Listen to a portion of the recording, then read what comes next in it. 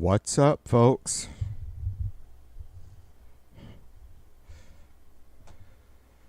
Happy Friday, as it is. Whenever you listen to this.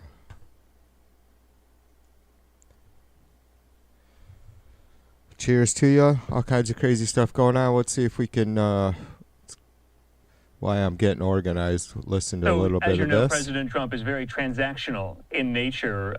Will he, agree to this eventually? Will he like the contours of however this deal comes together? Yes, in a word. I think for the exact reason you said, this is a great transaction. He's a businessman. You have something I value. I have something you value. If we trade, we both benefit.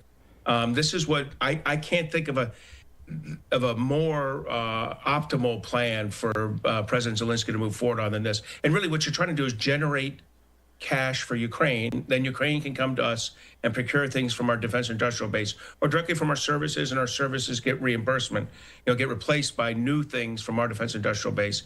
Either way, Ukraine wins, the U.S. wins, Russia loses, China loses. I can't think of a better deal. Mark, let's talk about the United States' defense industrial base. Do you worry our stockpiles are too low? Yeah, our munition stockpiles got too low, but they got too low between 1990 and 2022. I mean, this was a 30-year effort to not do well.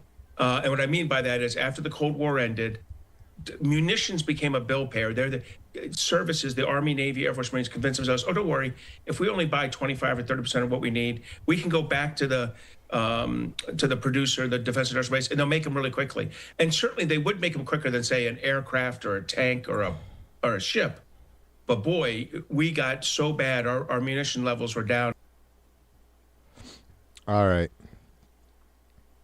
They were talking about the, and I'm sure they'll probably go back to it. They were talking about the accident there or whatever happened at the LA Sheriff's Training Facility. It all seems a little bit odd, but now not so much. Like, for one, initially when I seen, and I haven't done shit for research on the story yet because I've been busy, but they said that initial report was that it was a training accident, 3 people dead, or 2 people dead, 1 injured, or 1 hospitalized still. But it, and then when I got back home this afternoon, I seen Fox was live, and one of their main anchors was on location in Santa Monica saying that now there's some incident there as well, but I didn't catch hardly any of that. So it turns out that there were possible illegal munitions, like in the form of a hand grenade that may have been seized from, someplace somewhere in Santa Monica, somebody having it that shouldn't have, crime scene, whatever. And so when transporting this said grenade, it apparently went off. And that's why it was at a training facility that they were transporting or moving this live, explosive around. I don't know. I'm sure we'll find out more. It sounds to me like it was just a really bad, unfortunate accident. Doesn't sound like there was anything out of the ordinary as far as, this wasn't something they normally do. I mean, there hasn't really been much said on that, but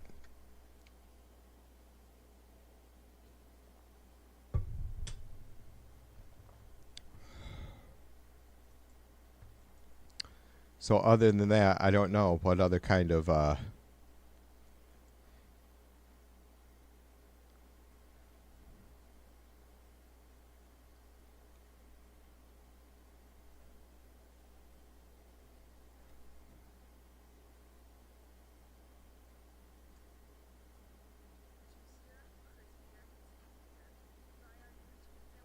oh, wow. So I guess there's already going to be, I'm going to bring this up. A procession already going for the officers that died today.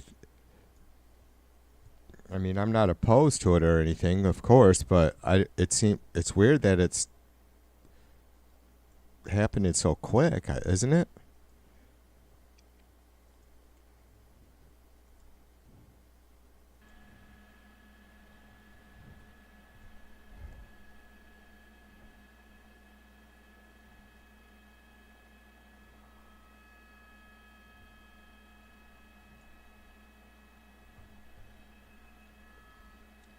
Yeah, so I guess they are going to, I don't know if we're getting any.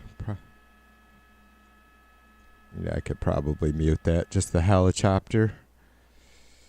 Heliochopper.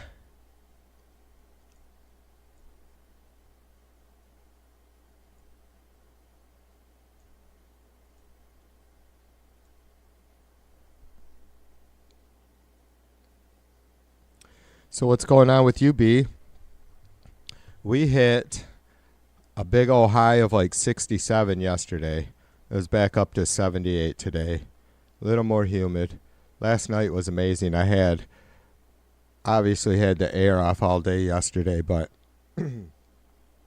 had my windows open for a while last night while I was streaming, and then I had to shut them because it got fucking cold. Yeah, I guess it was a hand grenade, B. Supposedly a military grade, which I'm still catching up, sister, as we're kind of talking, but supposedly military grade hand grenade, which they had elaborated about it being normally the powder and stuff being pretty stable, but that the fuses may not be. So I don't know, it's just odd why they would, unless it's like a complex, this training facility, it's just only part of it is a training facility, and maybe another part is, actual processing and doing stuff like that. I don't know.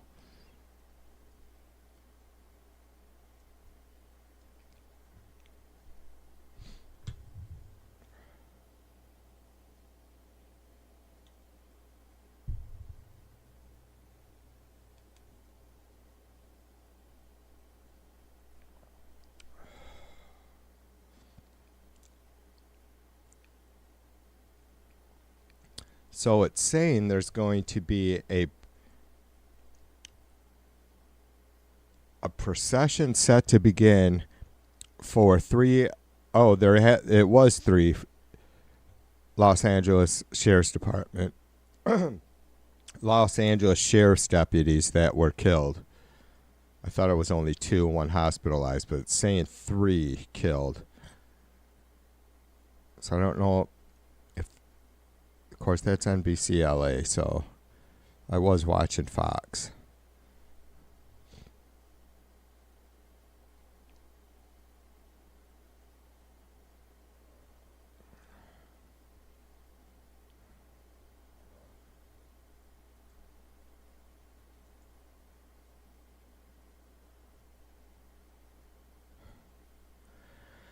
So I've not heard anything new on the health condition of the president.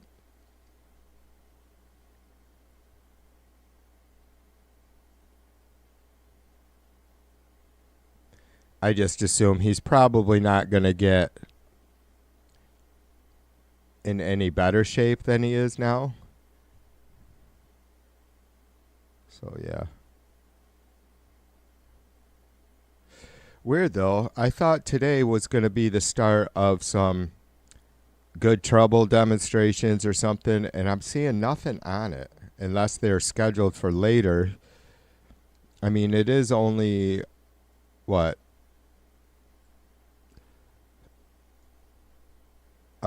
o'clock, I guess, West Coast time. Not even.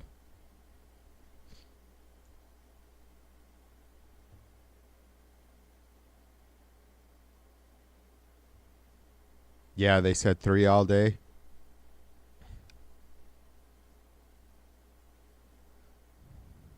Well, I just seen some Fox headline, though, that said, like, I don't know if they said, and I could have got it wrong, I thought it said 2 dead and 1 hospitalized. I don't know if the third recently died or...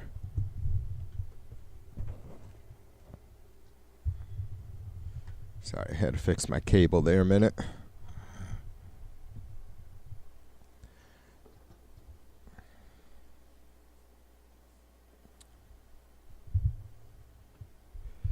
Yeah, it's fucked up. It's sad. I mean, sucks.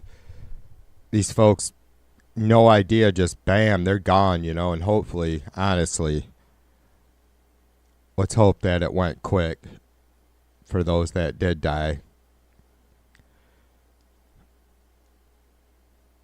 That's just fucking crazy. I mean, they had to be like, yeah, it's strange, I guess. I mean, it makes you, I start thinking what other, you know, explosives or ammunitions were in the same area or building or whatever, you know? Or do they, I don't know, just strange. Strange that this stuff wouldn't be like transported and always contained in some sort of explosive containment device. You know what I mean? And maybe I'm just an idiot and don't understand that's not possible. I don't know. Dave, what up, my brother Blouse? Cheers to you.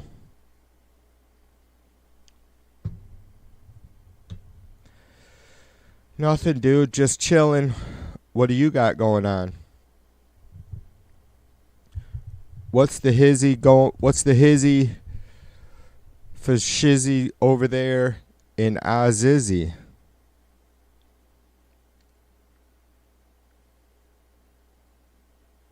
For shizzle my whizzle.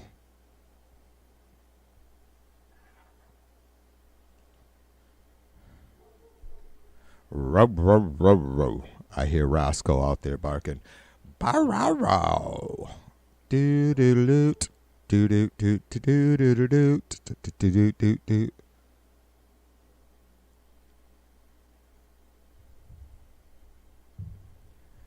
All right, Dave's not gonna answer. Fucking slowpoke. He's probably watching fucking poodle videos.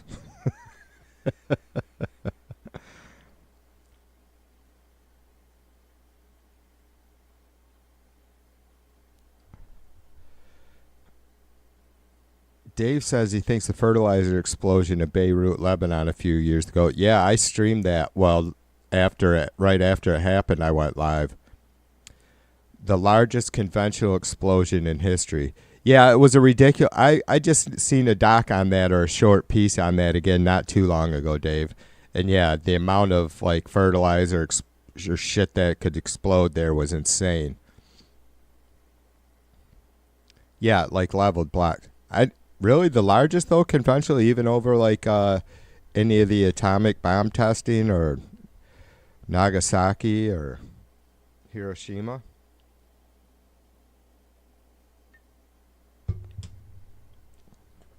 Dave says he just finished following doctor's orders. Good man. I thought about doing a dab before I came on, but I haven't. I sound a little horsey today, don't I?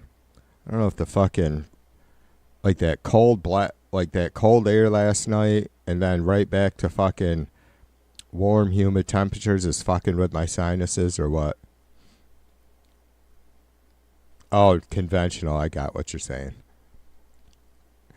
By conventional, you mean like caveman or 18th century.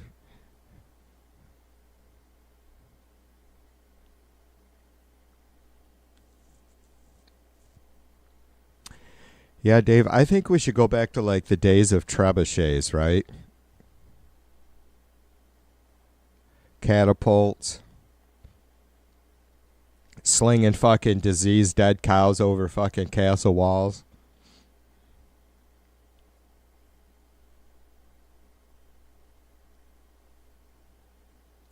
So I guess they are set to do a pretty good big procession here, it looks like. Let's I'm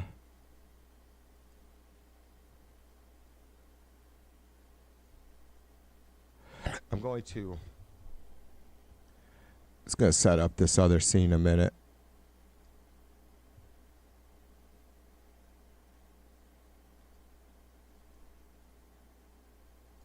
There we go. Let's do that. Let's do this one instead, yo.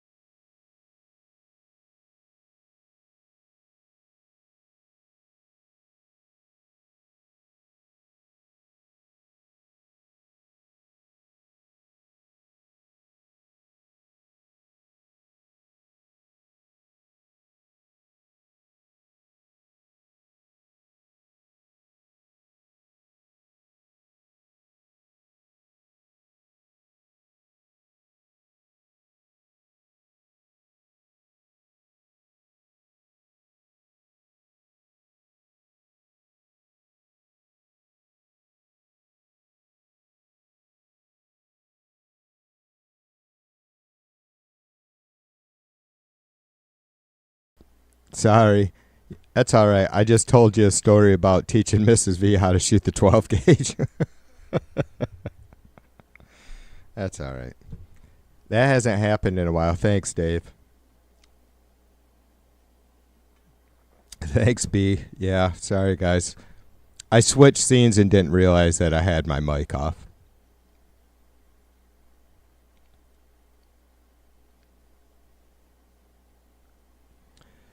Yeah, I was raised around guns, and so maybe that's why I don't really find them all that appealing. Like, I don't, you guys know my stance.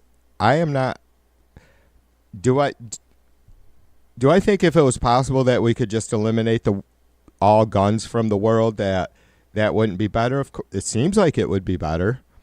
I mean, I don't feel like I need a gun necessarily, because if I didn't have one, that would put me and my family at risk. But that's exactly why I bought one, because I'm not much of a hunter. Was purely because we were moving out in the country, and Mrs. V was going to be stuck out here in this big old house by herself at times, you know. And I know she wasn't like super comfortable about that, moving out here. I mean, she loves it out here now, but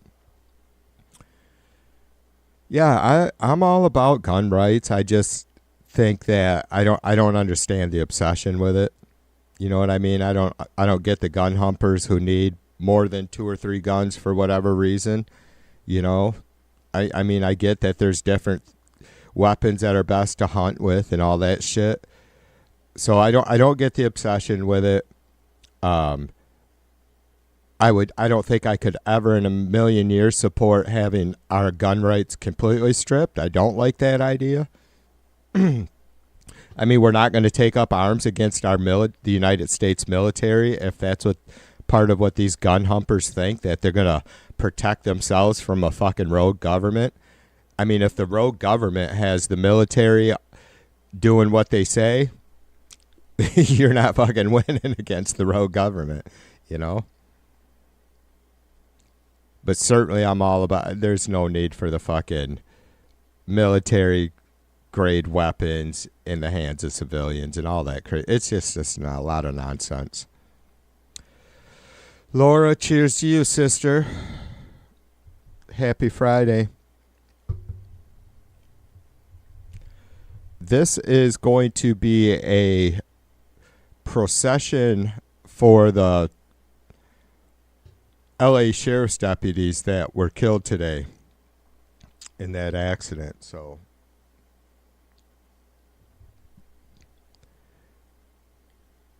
I mean, I'm not trying to sound like a dick. It just seems odd to me that it's like, I'm just surprised, I guess, that they're putting this procession together so fast.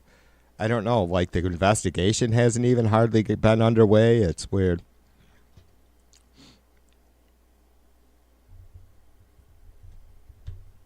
Yeah, I agree. Dave says it's not about getting rid of guns. It's about common sense gun laws like we have. Yeah, I agree, brother. I mean, it's not going to stop those from wanting to do violence, from doing violence, but it's going to slow them down. You know, they're not going to be able to injure as many people as fast, right?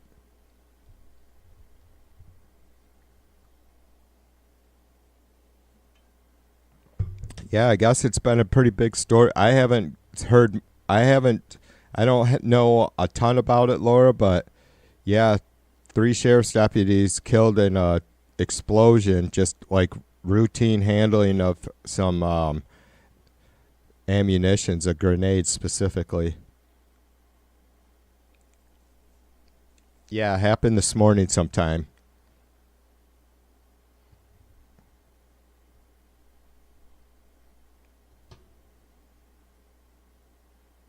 So I think the scenes we're seeing right now are outside this facility, outside the LA Sheriff's Department facility. There's still a lot of weird questions, though, Laura, why it is that this happened at a training facility. I have not seen a ton of news. Obviously, Fox isn't the most trustworthy fucking news source. So I don't really know if this was like a multifaceted facility and just there was a training a section of it designated for training. I don't even know that these were like deputies in training that were killed. So there's a lot to come out yet. Yeah, a grenade that they had seized like from just some radical, raid somewheres in Santa Monica, I believe the grenade came from. So it wasn't like, this was something that the sheriff's department had in their possession and had seized, and all they were doing was supposedly trying to get it to a more secure location to wherever they deal with this kind of shit.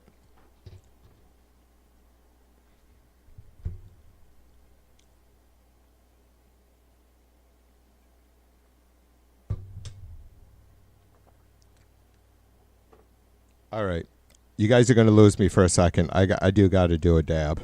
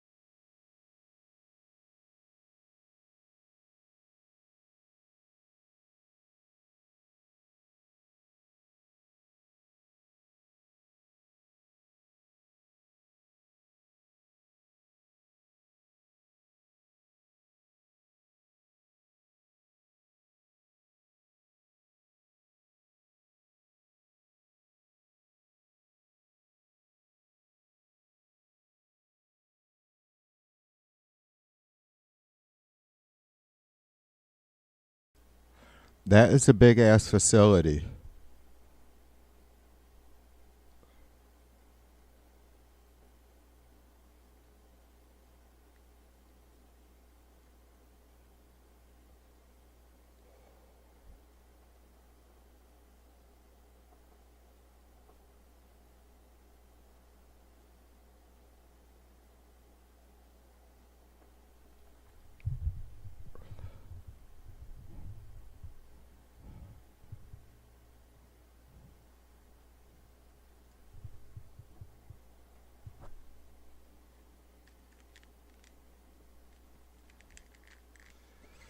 Let me get my, okay, maybe they were talking a little bit. Let's see what's going on. Investigators, which is what this group, I understand, was part of, and the chopper rescuers. So they have special training, and it really is an honor to be in this department on those forces. Talk a little bit about that. Yeah, the Special Enforcement Bureau, commonly called the SEB team, is very equivalent to a SWAT team, and that is reserved for the best of the best. So it's difficult enough just to get accepted into the Sheriff's Academy and then to become a Deputy 1, a Deputy 2, and then work the jails and then work patrol. But on top of that, to get one of these prestigious positions in the SEB team, that is not easy to do. And as we have heard, the 3 members who died today were veterans, in total 74 years of service, one of them 33 years, likely about to retire, and tragically died in the incident early this morning here at the Sheriff's Training Academy. And again, it was not part of a training incident. It actually just happened to be at the Biscaloo Center, which had been closed for many years. It recently reopened, and unfortunately, that was the site of today's tragedy. Eliana, you spoke about these deputies being veterans of the department, and they touched so many lives. Release the hounds. We've heard that throughout the day today. They were really well-known, well-respected men. And as we look now, we have a ground shot showing deputies who are lined up awaiting this procession as well. This is really emotional for the All right, so that's pretty interesting. This was a recently reopened facility. That's very interesting. Even know, but that they signed up to serve. So you'll see a presence here from the community that is going to take to the streets, likely take to some of the overpasses here on the 10 freeway.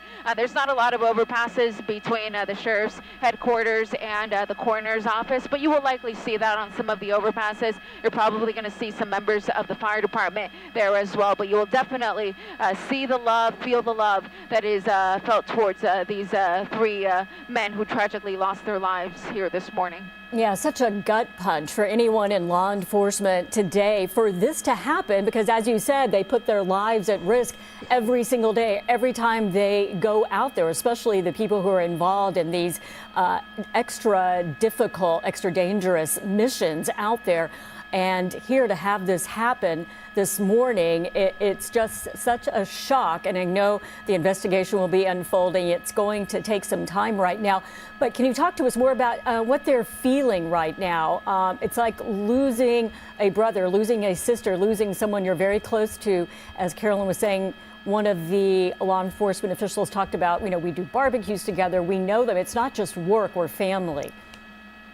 Absolutely. The Sheriff's Department is, of course, what I believe is the largest in the nation. And so you would think that they wouldn't really have these close-knit relationships when you're in such a big group. But in reality, because they were part of that Sheriff's SEB team, that is, again, a very elite group. So they were very tight-knit amongst themselves. And even if you weren't part of the SEB team, there's a good chance that if you serve in the Sheriff's Department, you likely worked with one of these deputies in another capacity. Perhaps you worked with them in the jail. Perhaps you went to the academy with them. Perhaps you were a sheriff's security officer with them before becoming a deputy. There's so many roles within the department where you likely have crossed paths with some of the individuals who tragically died today, or a coworker who's really good friends with them. So in one way or another, everyone in the department will be touched by today's loss. And normally it's the loss of just one deputy. That's tragic enough.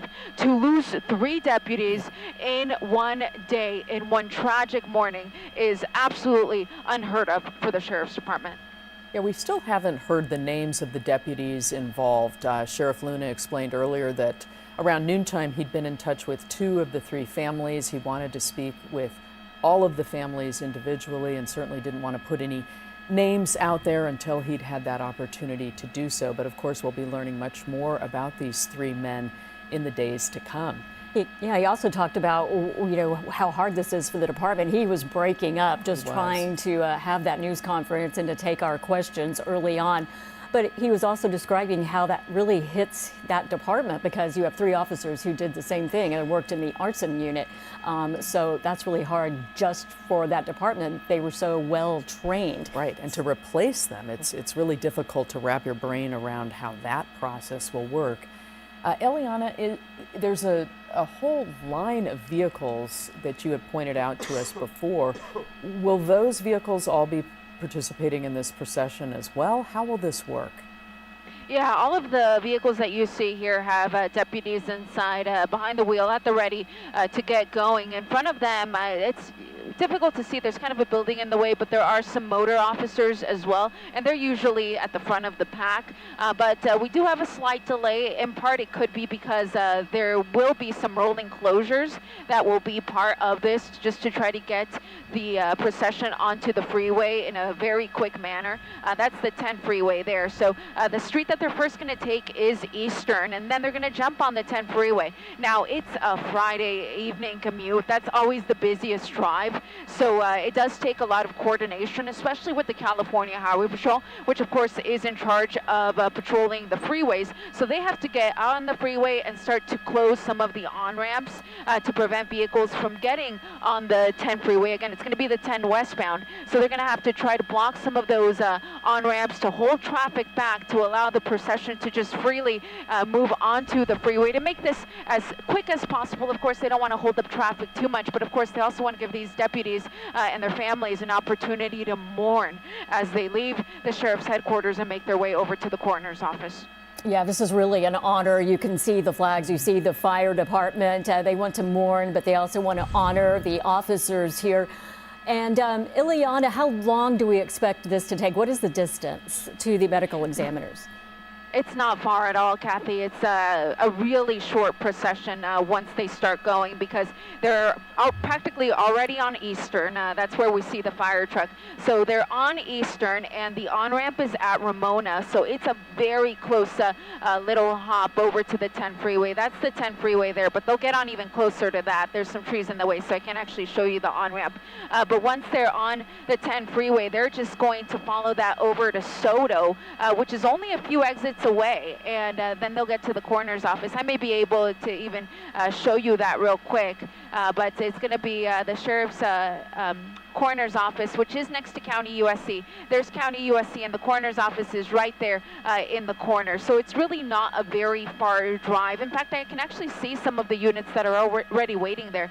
Sure enough, you can kind of see some of the patrol units that are already waiting there on streets like Marengo, right in front of the county hospital. Again, that's LA County USC, where you see all of those patrol units as well as fire trucks kind of waiting by. And then the coroner's office is just a little bit beyond that, just to the west. So again, it's going to be a very short drive once they get going, once this procession kicks off here from the sheriff's headquarters. But as you mentioned, they also need to do some preparations to close some lanes of the freeway to make this easily accessible for this procession. Correct, yeah. So Eastern has already been closed all day, so that's not really the difficult part. Again, if you live or work in the area, Eastern, I'd avoid it between the 10 freeway and the 60 because of that closure. So Eastern's already been closed all day, so that's not really the difficult part. The difficult part is the 10 freeway. So they need to get the CHP out there to block some of those on-ramps to hold back just the regular flow of traffic to allow the procession to go through. And if they do that, they'll be able to go through rather quickly, and they'll be at the coroner's office in just a few minutes. Yeah, one thing we're seeing from your shot on News Chopper 4 is something we've been talking about throughout the day, and that's how this training facility, which opened up again, as you mentioned, it was shut down, but it's open again now. And it's right there in the middle of a neighborhood. So people who are in that area actually heard the blast this morning, and we talked to some of them. They said, you know, it sounded different. We could just tell in that moment that this wasn't right. Obviously, they are hearing training exercises going off here and there. They're so close there. There are houses right there on that street. But they knew this didn't sound quite right. And so it just gives us the perspective of how many homes are in the area. Yeah, absolutely. As you mentioned, go ahead, Eliana, so many people in that neighborhood impacted by this as well from an emotional standpoint of, you know, these are men and women who serve the community and who are there in their neighborhood. Yeah, absolutely. The Sheriff's Department is up on a little hill here in Monterey Park, just off of the 10 freeway and the 710. But as you said, look at all of the homes that are serviced here by the Sheriff's Department. So obviously this is a situation that affects the Sheriff's Department, but think of all the people who are affected by this as well, knowing that there were 3 men who died this morning serving their community. So we will likely see a response here from members of the community as they line the streets and the freeway overpass to give their respects. Absolutely. And we know we're mentioning the Sheriff's Department and the other forces that are here, the police, the fire department, they all come together, and you feel for them because it's a loss. They all feel it collectively, but you have to think about the family members of these deputies who did not expect this today, who got the news, who wanted to start just a normal day and expected their loved ones to come home or just, you know, have your normal day, and they're not. And many of them have families, they have children, and just their stories. We feel for them, we thank them for their service. It's a very hard day for everyone here as we continue to watch this and wait for this procession to begin. So they will go from that training facility where this happened, this accident, at 7:30 this morning, at the short distance, as Eliana was explaining, to the medical examiner's office. And already there are officers there with their lights on. I just want to say that I think, you know, listening to the reporters talk about these folks serving our community, and I hope that that's how most of us feel, because, you know, I started out streaming the civil rights protests in 2020, and I think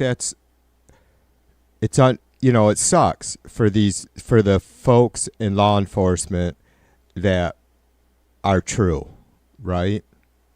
When you have the bad apples like the Derek Chauvins, right? Or this fucking death squad of officers in wherever the hell it was, Maryland or some shit, or in Boston or something like that. I don't know. I almost feel like there's been some reports on a few of them, just, you know, these groups of officers from one department that are just fucking totally terrorizing the community, right?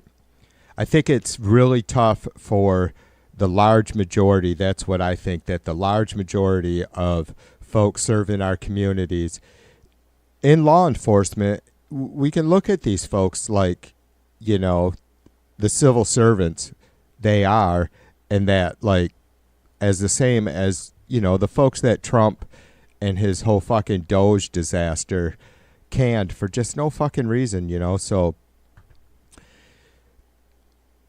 I don't, you know, that's America, I guess, you know.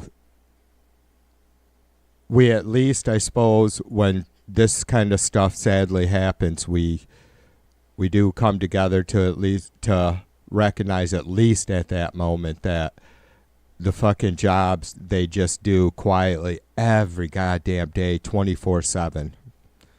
So I just wanted to say that. On their day off in their just regular civilian clothes, because they also want to pay their respects. And of course we also have members of the public who will want to do that. And one of the things that the Sheriff's Department also does, they have the unique ability, because they do have planes as well. A lot of people don't know that.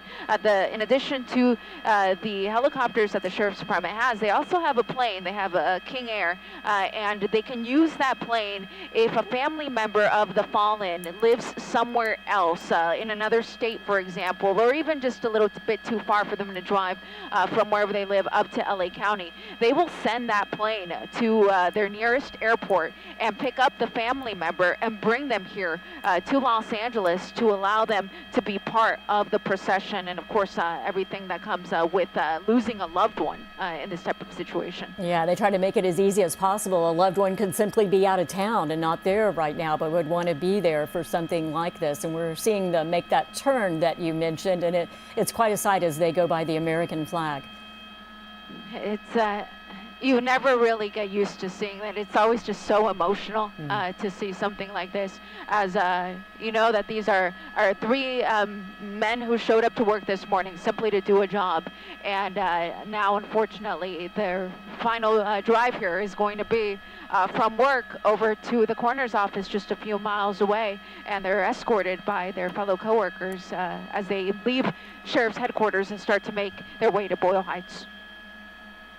And we're beginning to see the rest of the procession follow those three vans from the coroner's office, and what looked to be a number of personal vehicles leaving as well, Kathy. Personal vehicles there in between, and some unmarked vehicles. Now we will see that as they go between the two fire trucks that have been positioned there with the flag. And Ileana, are you hearing from any law enforcement members that you know talking to you today? I know I have talked to a few, and they just said this is a heavy day. This is a very tragic day for us. There are not many other words that we can put to this right now. It's hard to explain what we're feeling. Yeah, it's absolutely tragic. You do feel like it's losing a family member, so it's very emotional, not only for members of the LA County Sheriff's Department who may or may not have known these deputies, considering how large the department is.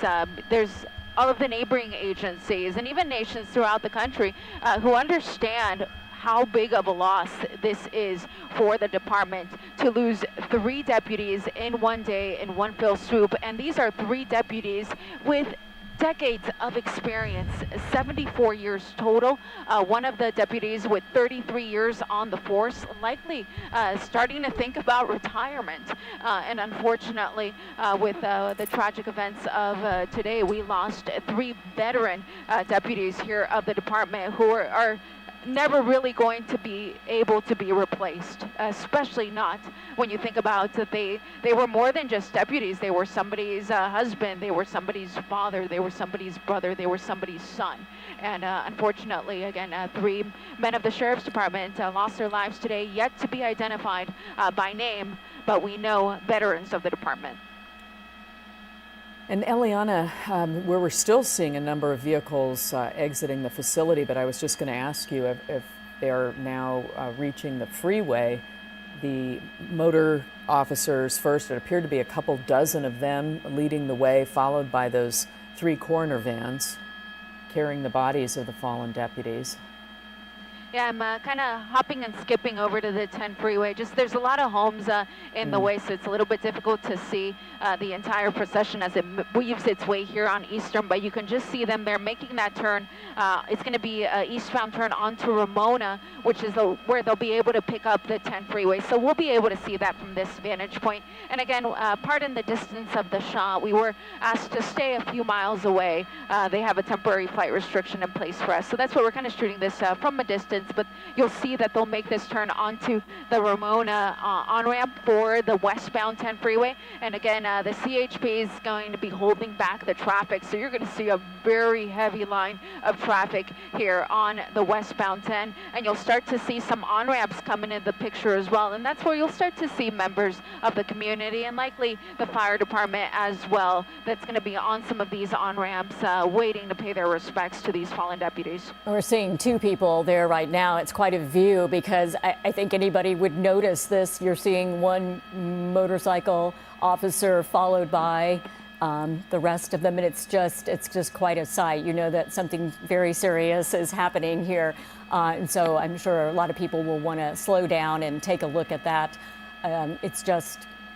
It's quite a sight. It is, and you can see the freeway shut down on that side to allow for this procession to progress. I want to point out something that NBC4 has just learned, which is LA County deputies are now conducting a search warrant in Santa Monica, and we're told this is connected to the investigation into the explosion that killed the deputies this morning. George, I'm going to follow The search them is on the happening in the area of Bay and Lincoln right now. We know ATF has taken over the investigation into the explosion. Investigators tell us they are trying to determine if there might be any other explosives at this location, and because of that, people in the surrounding area have been evacuated.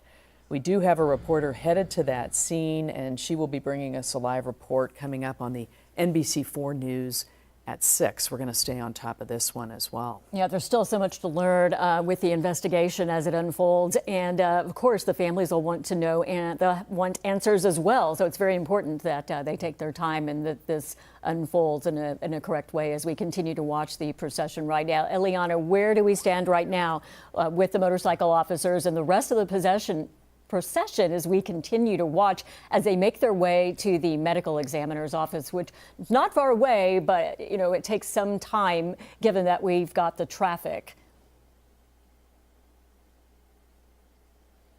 Well, as we work to get Eliana, here Eliana's back. Eliana, I see you now are showing a number of people here lining the overpass and paying their respects. Yeah, you can see them there on one of the freeway overpasses. We have a mix of civilians, and we also have, I believe, some members of the Sheriff's Department that are up there as well. And I'm going to ask my pilot, George. George, if you can just hold here if it's possible, so we can get the procession coming our way. George did me the favor of heading over a little bit closer to Boyle Heights so we can be at the ready for when the vehicles arrive at the coroner's office. But the procession isn't moving incredibly fast. So at this point, in the middle lanes here of the westbound 10 freeway, continuing to head west. And again, it wasn't a very far drive from Monterey Park over to Boyle Heights, but you can see the incredible presence here from the Sheriff's Department in motor units, and then we've got the fallen deputies followed by all of these patrol units. There's so many, they're still trying to get on the freeway. I think that might be the last marked one, but we've still got some unmarked units that are still working to make their way onto the westbound 10 freeway. Again, from Monterey Park to Boyle Heights, the westbound 10 will be held back here traffic-wise as the procession makes its way through, but it should move in, or should move through rather quickly. And Ileana was talking about how large this department is, the Sheriff's Department, but there are other agencies involved too. There might be family members. We've seen some unmarked cars. We've seen some regular cars involved there too, and they're up more toward the front. So the likelihood is that it is family members that are taking part in this as well. Just a remarkable sight, Kathy, to see them heading down the center lanes of that side of the freeway. And it's still going. The length of this procession is really remarkable. It is, to see this on what would otherwise be a normal day with people, leaving work, just traveling on the freeways. They would normally be packed, and now we're seeing this. You can't help but notice it. It is quite a display with the motorcycle officers there. Ileana, how close are we now? Supposedly, it was a grenade that was seized in a raid, whether it was a fucking drug house or whatever, you know what I mean? Some fucking gang house, whatever. People have all kinds of crazy fucking weapons, and some people, that shit's not that hard to get. Like, I don't know exactly, because I don't go searching out illegal military grade weapons, but yeah, you guys, we don't even see the half of just the real super intense, like, people that are into fucking weapons of death. Like, they're the hobbyists, so to speak.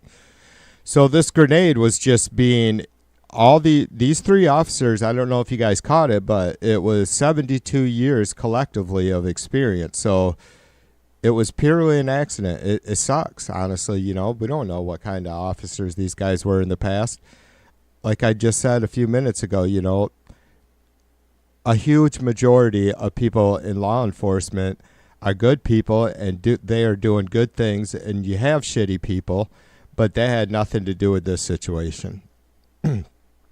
These folks were just processing this, evidence or whatever, and something that they do quite often, they said earlier. So, and a very routine process that just, I guess it's odds, right? When you're doing something over and over and over, the odds of something bad happening increase, and that sucks. But really, that's the truth of it.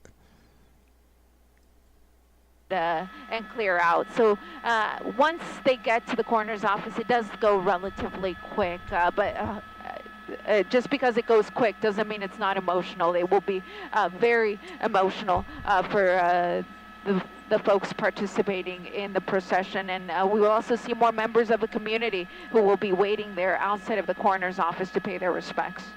And I think other times we have seen some of the officers stand around and, and console each other and talk, all these things that are helpful when you're trying to deal with something like this that was unexpected. Absolutely, and you bring up such a great point, Kathy. The deputies who are affected by this are not alone. They thankfully do have resources within the department that they can turn to if they need just a little bit more help. It's not easy to lose one coworker. To lose three all at the same time can be a very emotional thing for these deputies or just employees. Yeah, the grenade was on the scene of the accident, Dave. The scene of the accident was a sheriff's department facility. They are saying that it was a training facility. They didn't say this was a training exercise. So it's a very large compound. That's one thing I haven't had answered yet either, brother, is this clearly was not a training exercise. It does not, that doesn't make sense. I thought about that when I first heard this story hours ago. I'm like, you would not use a live explosive in maybe live rounds in military exercises somewhere. That's not what we're talking about. This is a civil law enforcement department. You know what I mean? So, no, this had nothing to do with any training. Whether it was at a training facility specifically or not, I don't know that yet. Like I said, for sure, I know that it's a large complex. So maybe it's generally or a majority of it's used for training, but I highly doubt that whatever they were doing with this grenade was connected with training in any sort of way. And I can't even imagine that they would have it in some sort of training building for any reason. It was merely being processed, meaning probably trying to be moved to a more secure facility or wherever it is that they neutralize these things, right? Tie all of this together, and as Sheriff Luna explained, this investigation will last for weeks, potentially even months, as they sort through all that happened here. Eliana, where are we now? It looks like you're near County USC. That's exactly where we're at, Carolyn, just outside of County General here, County USC Medical Hospital, making our way down Marengo. You can see the three the coroner's vans there that are carrying the bodies of the deceased. From here, though, we're really not far from the coroner's office. We're just a little bit to the east of it at this time. So we'll be there in a matter of minutes. But you can... Yeah, I agree, Dave. That could be for sure. It does, without a doubt, it sounds really sketchy. It's like if they had supposedly this device had been, grenade or whatever, had been seized in Santa Monica. So it had to have gotten transport. I don't know if this happened at the end of the transport, if it was this morning that they were, transporting this. piece of evidence, explosive device from the Santa Monica raid or whatever. And that's how it happened. But it seems odd that once you had it in your possession, like, did they not have there's a lot of questions, I'm sure, brother. Like, would they not have had some sort of explosive device team, experts on scene when they discovered it in this raid? Do they have folks that are on, part of the raid that are trained to deal with something like a grenade, as opposed to maybe like if you came in and seen a bunch of wires hooked up to a pipe bomb or some bullshit?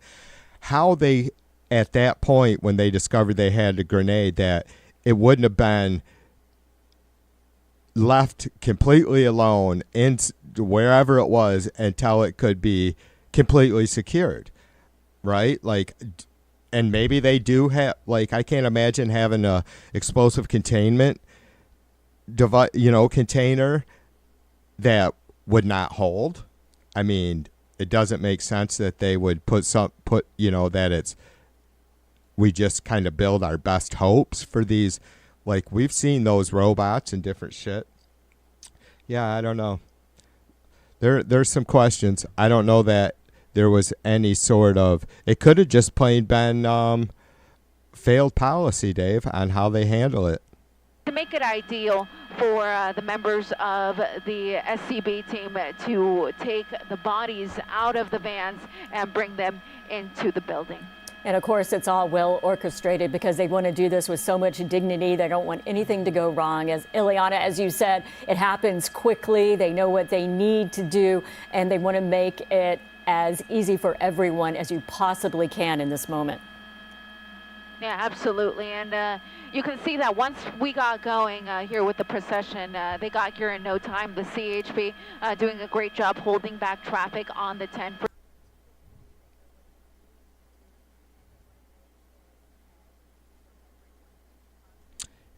Yeah, Laura, exactly. That's what I heard too, that these military grade level grenades are usually extremely secure or stable, but their fuses may not be. So that was one of the things they may look into.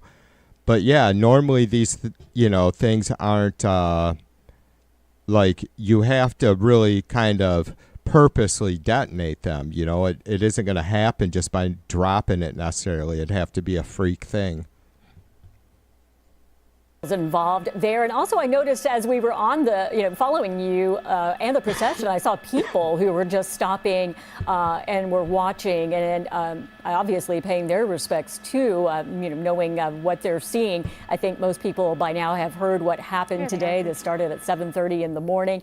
It is a huge story for us, a sad story. No, Dave, it had nothing to do with the military.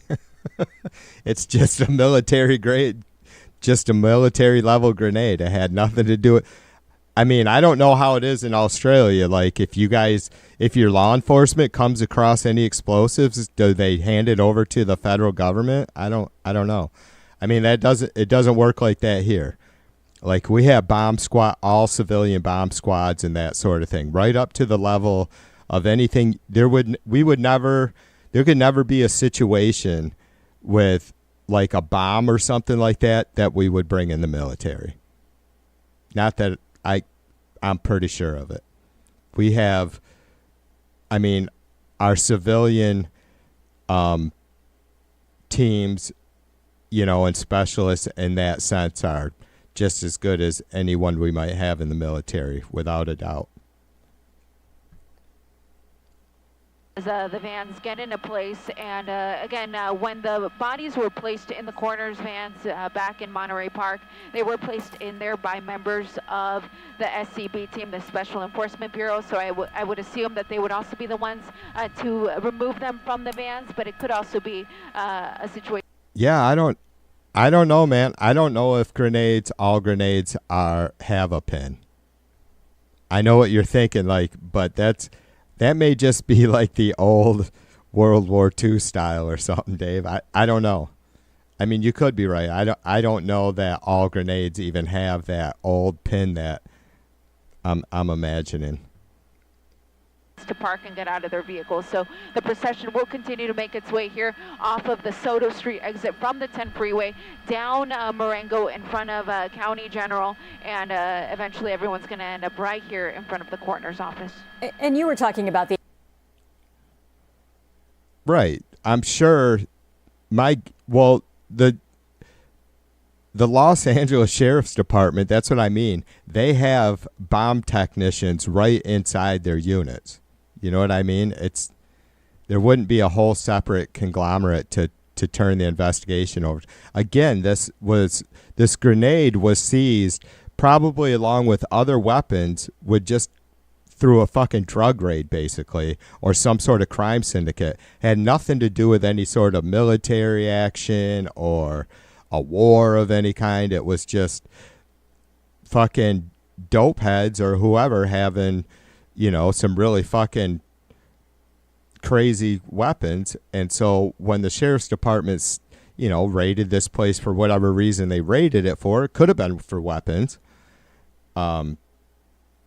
Yeah, they would have their own tactical team for dealing with explosives right there, I'm sure, when they did the raid. Hold with you for a moment. We want to check in with NBC4's Ted Chen, who is on the ground for us at the coroner's office. Ted, are you with us? Yeah, Carol and Kathy, we can give you a ground view of what Eliana has been talking about for the last few minutes, and that is those 3 coroner vans arriving on the property of the LA County Medical Examiner. If you look straight ahead, my photographer Tommy Bravo can give you a close-up shot as much as we can of the people, the sheriff's deputies, the people surrounding that van, and everyone here paying tribute and honoring these fallen deputies as they make their way to this temporary resting place at the coroner's office after a long and somber procession from Monterey Park. I want to set the scene here and what's been happening in the last few minutes as the law enforcement community has been awaiting this arrival. You can see all the vehicles there that have been part of this procession too. And if we walk up Marengo Avenue, you can see several LA County fire engines approaching that are part of this procession as well. And all of this has been just a very powerful symbol of the grief and the mourning of the law enforcement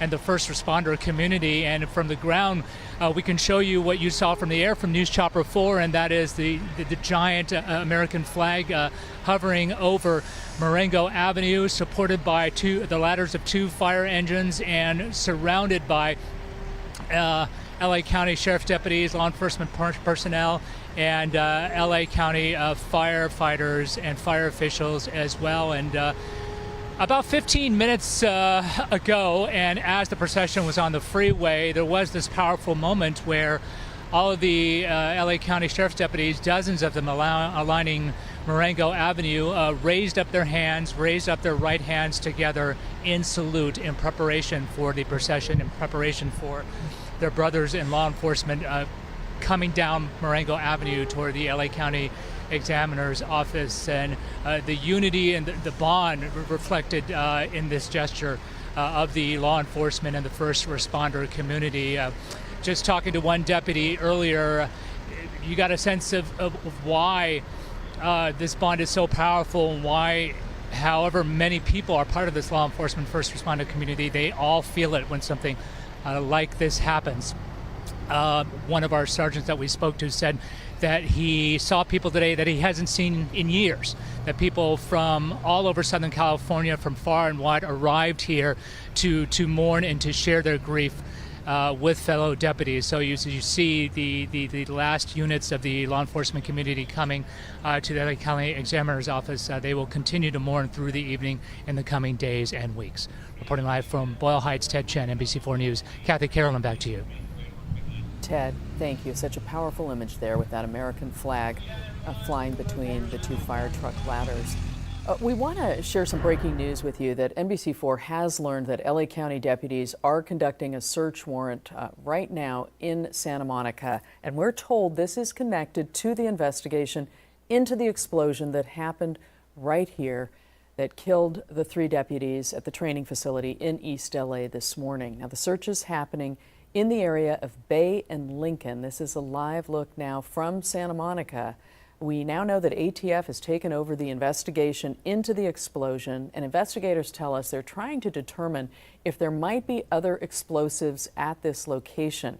So because of that, people in the surrounding area have been evacuated. NBC4's Macy Jenkins is on scene right now gathering more information, and she'll have a live report for us shortly. And of course, we'll continue to follow the story. We'll bring you any new developments as they come into our newsroom. But right now, we want to take you outside. We are looking live right now. We have had some storms in our area. Here's Melissa McGee.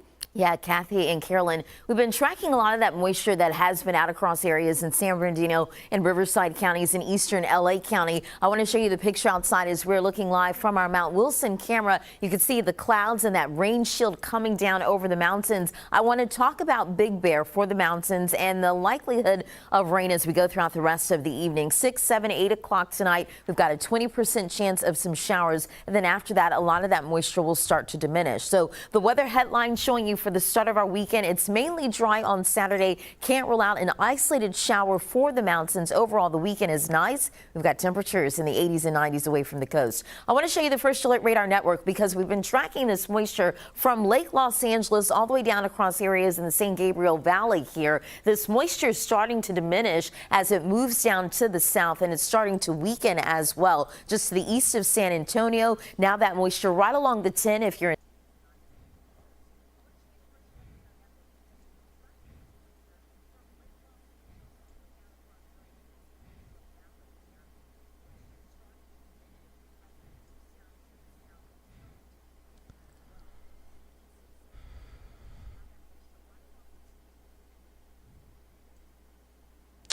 Woo!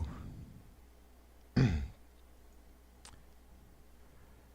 don't know if this shit's like super loud for you guys, but holy shit, I've blown my old damn eardrums out.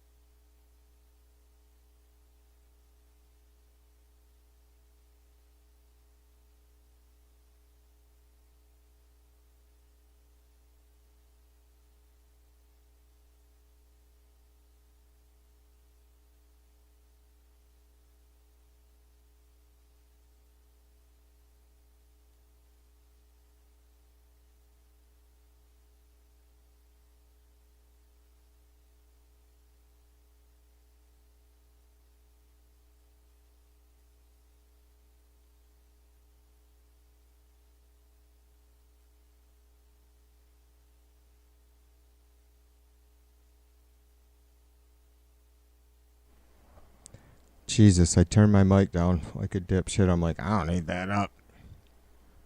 All right. Yeah, volume again now. Jim, cheers to you.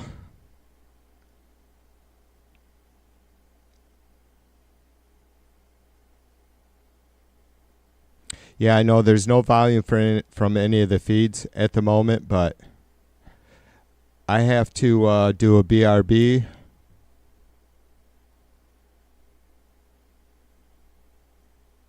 And brew some coffee.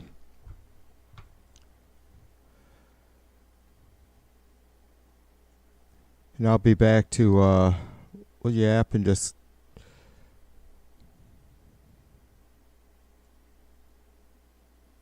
do a little scrolling around and see what's happening live on the ground. Here and there and wherever. So I appreciate you guys hanging out with me.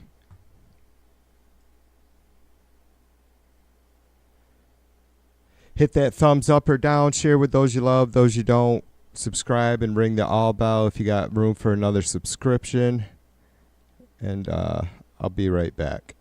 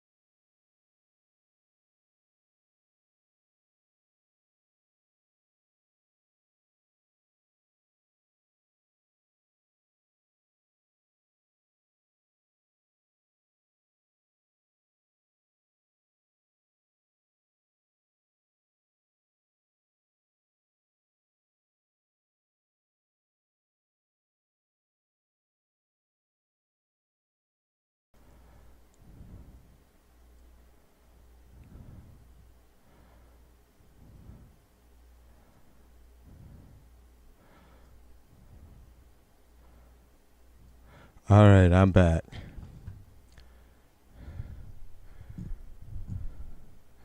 So the SoCal Shorts guy. Let me get some volume up on one of these feeds at least. Yeah, we're not gonna go. I gotta go with that one.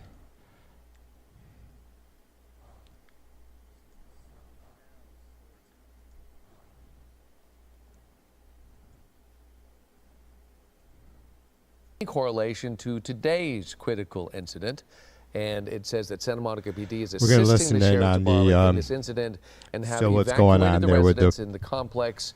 They are police in the process of procession in locating a LA. shelter for displaced residents.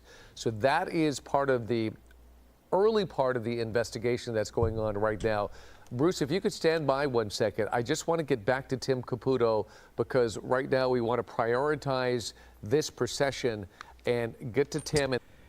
Hey, cheers to Mac and Darlene. I don't know if I said hi to you folks. Happy Friday. Off to the side at the moment, and I believe Sheriff Robert Luna and some other are speaking with them at the moment. It's a little tough to see because all the vehicles that were part of the procession are now parked in the street, but it looks as though, as everyone kind of watches all the deputies who are lined up, them addressing the family members, you could see a little bit maybe potentially behind that fence of them comforting each other, hugging each other during this very difficult time, as it appears the bodies of those 3 deputies are about to be taken out of those medical investigators' vans. You mentioned the Santa Monica aspect to this, the investigation clearly. Yeah, Jim says that he spent a career in transportation, and accidents happen, folks die, and it's always a tragedy, and it's also a numbers game. I agree. I think that's exactly what happened. Is, I mean, certainly we'll find out if there was any sort of, breakdown in safety procedure or any, neglect for procedure. But I said before, I think they said that collectively the 3 officers or deputies that died had 71 years experience. So yeah, and also I don't know how you mitigate that, right? If you say, well, these are all the safety things, this is as far as we've gotten in 2025 with safety, and from all calculations and all that stuff, we've determined this is the percentage of chance that something may go bad, and then there's probably levels of that, right? Like a death occurring or just major injury or minor injury, right? And so now that doesn't just stay the same percentage of odds with each time that they go out and have to go through that process of handling, some sort of explosive device, when maybe no matter what, initially they're not going to know exactly how stable it is, where it came from, whatever, right? Because you're not just going to go up and start looking, whatever. So every time they have to go out, the odds, that percentage of something bad happening increases. And I'm not a mathematician, so I don't know if it's exponential, right? But yeah, I think it sounds like this is something that they've did exactly what they've done for a very long time, because that's been the best process, the safest process of dealing with this shit. But there is no such thing as a flawless, perfect, procedure. Just put 2 hands over her face.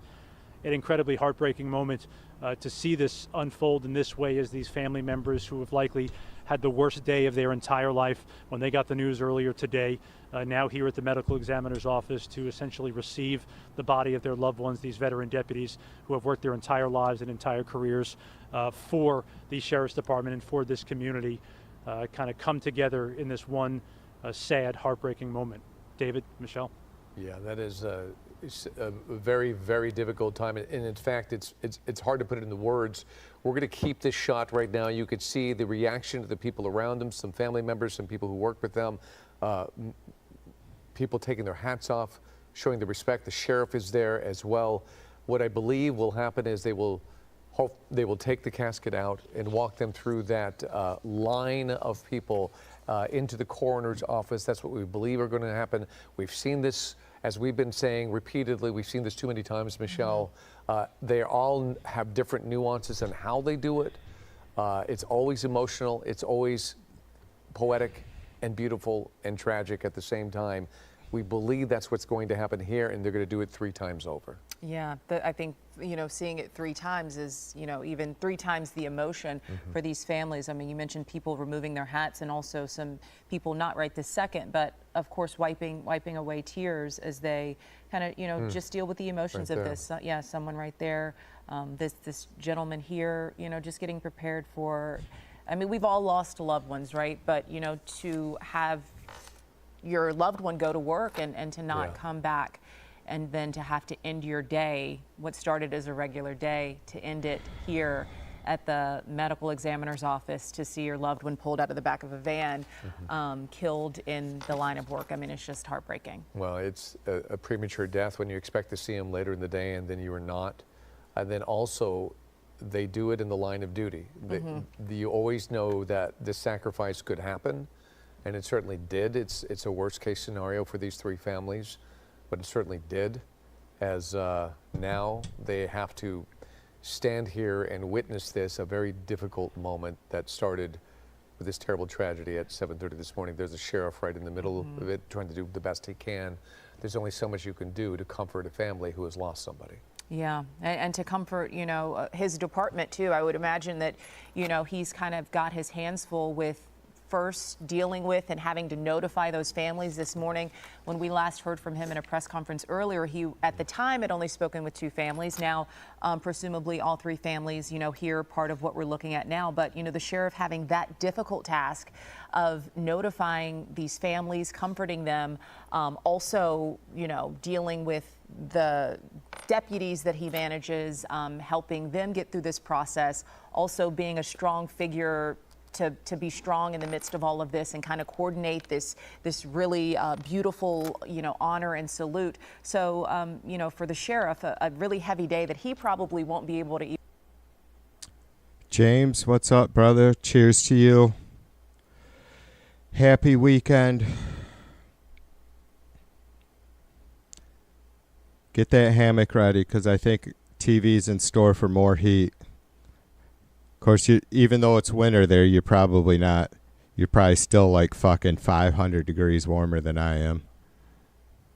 LAPD, Jim McDonnell, but just a few short years ago, Jim was the head of the sheriff's department. I'm sure he knew these men as well.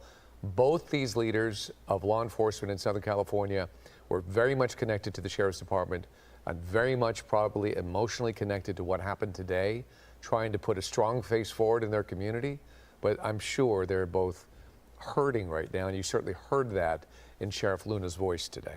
Yeah, to see him get choked up, that emotion that he was feeling and that he, emoted during that press conference, I think also is something we can feel even as you're watching the coverage on air. And I mean, our viewers at home probably feel it too. I know there's a lot of heavy hearts watching right now. Right. And so as we continue to watch this situation, as we continue to watch these families deal with the loss of 3 different heroes from Los Angeles County, on a personal note, I woke up this morning, and then soon after, I heard about the tragedy. I couldn't believe my ears when they said 3 deputies killed.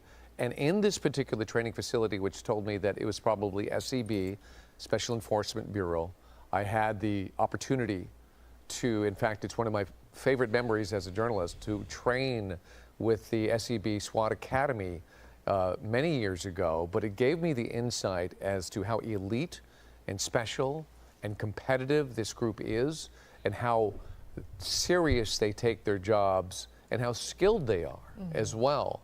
So I got to go into the SWAT Academy, explosives were part of, excuse me, of what we learned. It was a lot of classroom instruction, and then it was on the site, and they went over it and over it and over it to make sure that everybody was safe. And so to hear that something tragic like this had happened, that is so highly unusual and so unlike the skills that these guys possess. So I know something unique must have happened in this situation to cause this to happen, because these guys are truly the best. And to give you an idea of how difficult it is to get into this academy, it's basically, these guys are considered amongst the best in the world. They do this SWAT academy not for people like me, but for other SWAT members in cities around America and the world. When I did the training, there were Italian SWAT members, there were Navy SEALs. 2 of them got sent home on the first day because they couldn't complete the obstacle course in the allotted time. And that you had to do that first just to get into the academy. That's how strict they are, and that's what these guys have to do to be part of this elite unit. And they take it very seriously. And once they are not able to meet the credentials, the criteria to stay in the group, then they're out, and the next one comes in. So it's very competitive, and there's a reason why they're considered the very best in the world, and there's a reason why this is that much more shocking to hear that something happened to where 3 of them lost their lives on the same day with the same incident. I'm so curious when it comes to this investigation and what they find out, and I will guarantee it is something that is highly unusual for this unit, because they are the best. Right. When you mentioned, just this morning and how the news spread, I think whenever, something like this happens and there's an accident. Yeah, so that was really interesting. Dave, I hope you caught that. I hope you still had your audio up. So as I was saying, these we don't have, there is no such thing as a better, more qualified, trained, prepared unit for dealing with this stuff in like at our military level than what we have at our civilian level. Certainly in bigger cities, certainly in places like LA, and I'm sure that's the case in any major city like Detroit, Chicago, New York, right, Dallas, the list goes on and on. So like that guy said, it's and it's not like that probably.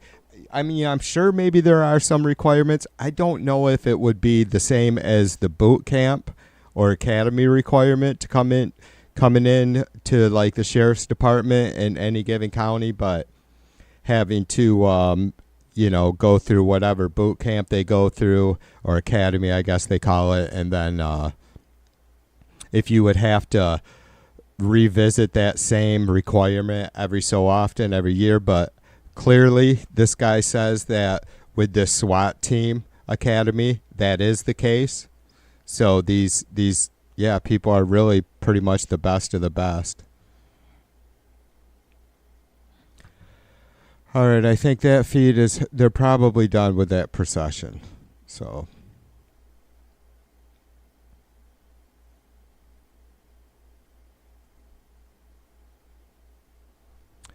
I got SoCal shorts there above me, or next to me now. There we go. That works too. And it is supposedly like the Big Trouble, or Good Trouble thing. And I didn't know what time it was going to start today or any of that. And so I looked way late early this evening for my time and didn't even see anything going on yet. So I don't know if there was, sounds like maybe it wasn't an actual pretty, like anything organized. I don't know, unless it's scheduled for tomorrow. But even the news clip I seen was speaking about an event in Florida. So I don't know. I'm not seeing jack shit in my feed, so I don't know.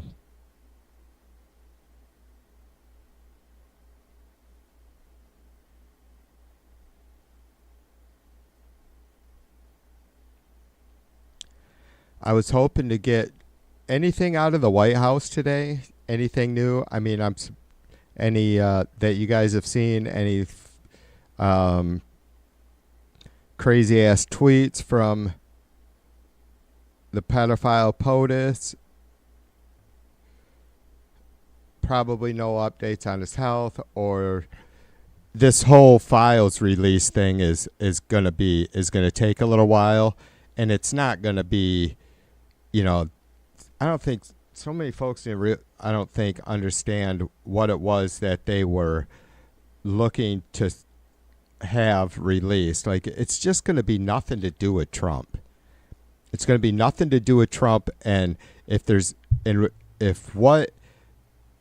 anything, the courts approve to be released, because you're talking about jury protection, witness protection, Maxwell's ongoing appeals. It's a fucking joke.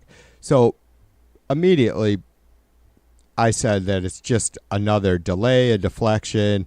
It's Trump pretending he's going to give his base something, and it's really going to be nothing. And they're too stupid to realize that even what he's offering up is going to be nothing, but it'll buy him some time or whatever, I guess. I don't know.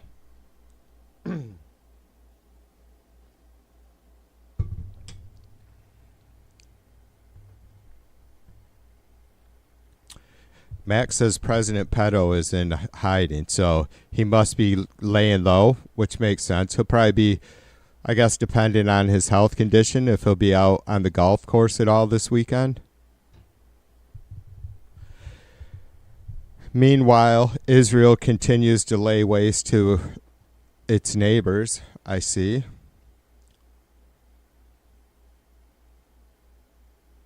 Max says, what, 2 words? I'm sorry, Mac. I forget what I must have said already. Did I say something about 2 words? Oh, he said about 2 words? He ran from oppressor, did he? Trump did? That's beautiful. So, like, he set up oppressor and then decided this wasn't going to be a good idea? Sam, cheers to you, brother. Happy Friday.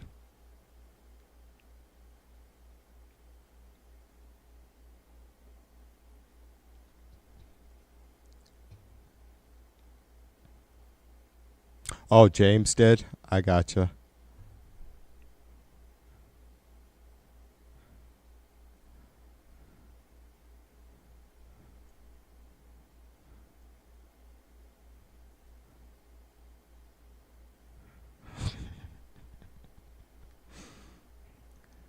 That one's all right, Dave, I guess, maybe.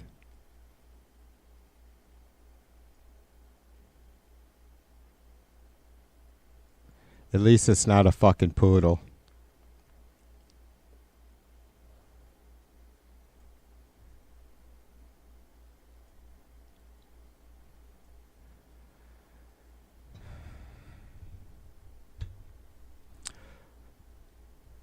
Oh, Brian Taylor Cohen had the video of Trump running from oppressor. Sweet. Yeah, I'm subscribed to him. I'm sure. Of course, I'm subscribed to a lot of folks, so my shit is fucking loaded up. You guys want to... You probably... See, that sucks. You probably won't be able to see. If I click this, it's going to make my drop down go back. My notices are Rational Boomer upload, some Caulfield Lives, which is just like a cop watch thing, or Scanner Chaser. Luke Beasley, SoCal Shorts, which we got next to me. Adam Mockler, and then all the live station like ABC7. Eric the Dreamer. Still subscribed to the White House, even though it changed officially. Samurai Smokes, another Rational Boomer, Glenn Beck, PBS NewsHour, Fox LA Live, C-SPAN, Scotty Butter. There's Brian Taylor Cohen. Bombshell, collaboration between Trump and FBI over Epstein files revealed. Yeah, I wish I could like snag some of Brian's shit, but I respect him too much to do that. If it was just a minute or two, I might, but...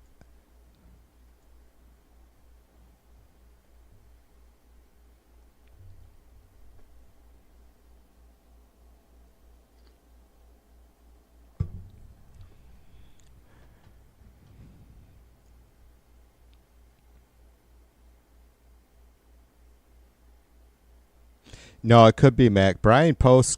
He posts a couple times a day usually, I think.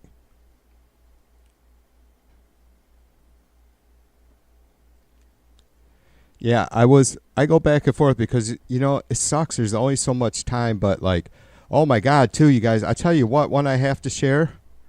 Hold on. How often?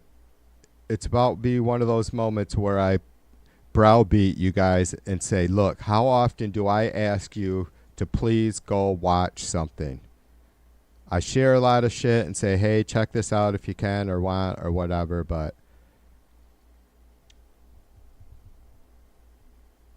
this, I don't think I say must watch very often. I don't know if it's a must watch. It's absolutely fucking incredible.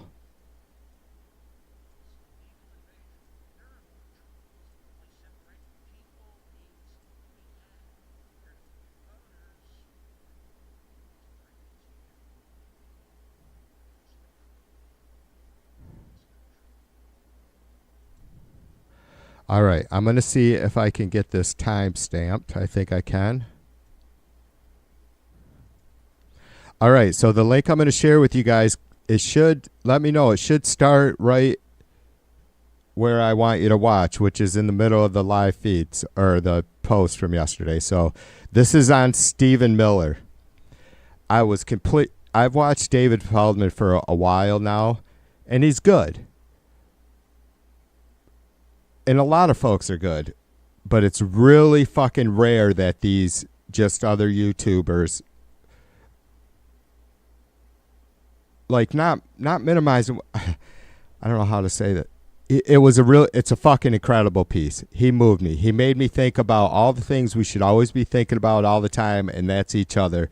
Like, wherever we get a chance to fucking give somebody a break, even though we can look at them and go, your fucking position is borderline insanity, right?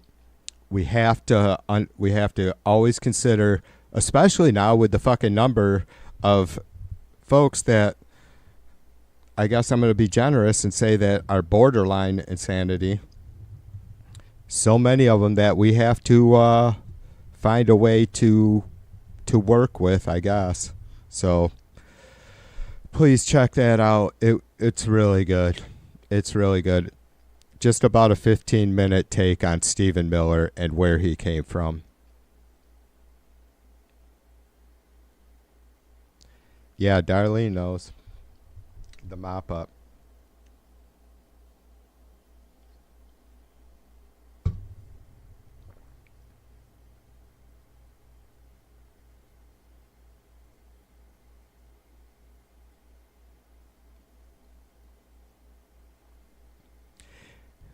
Dave, I don't know. I haven't heard about that story, but Jesus, dude, I got to be careful about what I read from you guys tonight because I can see that I'm going to be easily fucking triggered.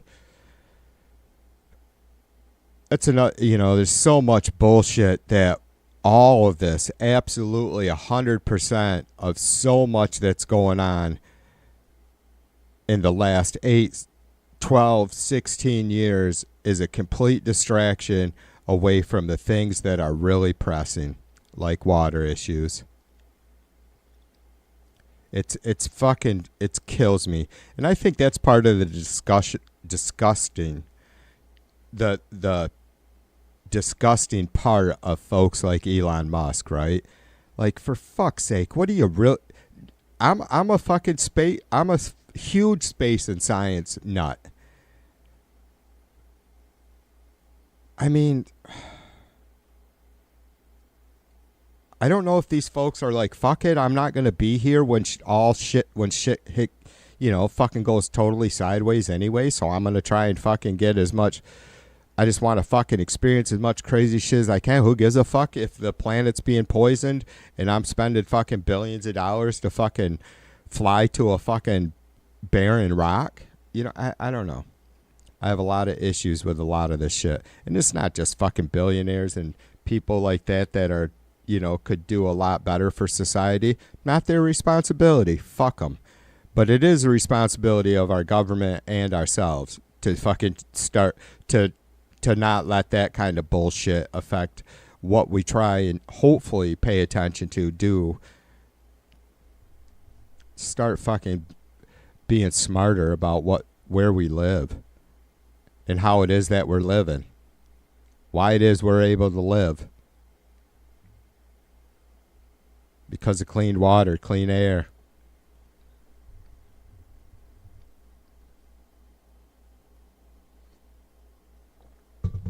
Yeah, Dave, so not looking into it at all, I can only imagine that I would not be shocked for a minute if this character was abusing water to fucking make money. It's disgusting. We see it all the time. I'm seeing it. You know, it's a tough thing when I defend farmers, and the farms in Southern California are pretty goddamn important to America's food chain. But at the same time, we have to look at, I don't think people realize that, like, it's just a handful of fucking companies that are receiving a huge percentage of the fucking water that whole region needs, whether it's for fucking sewage or drinking water or whatever it is. You know, and my bitch is that these motherfuckers are using sprinklers and not being, you know, because of the cost of doing the irrigation differently and more efficiently. That shit has to stop because these motherfuckers are not poor.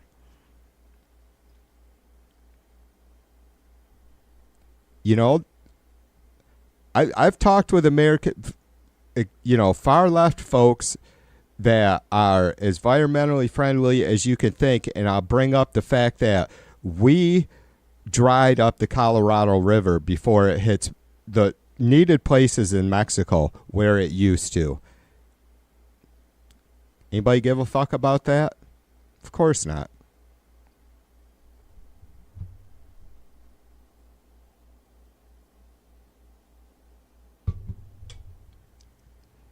And do you see stories like Colorado or like Mexico doing something to provide water to Texas in some way recently? It's fucking insane. I'm pretty disgusted with the arrogance of America as a whole. And it's not something that just happened when Trump came to office, though he's exploited the worst of us, without a doubt.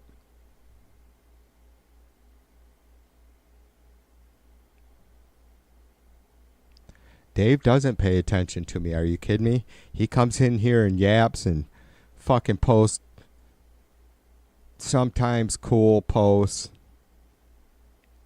Then he gets all shitty about real rockers like me and Kerry King who use standard tuning.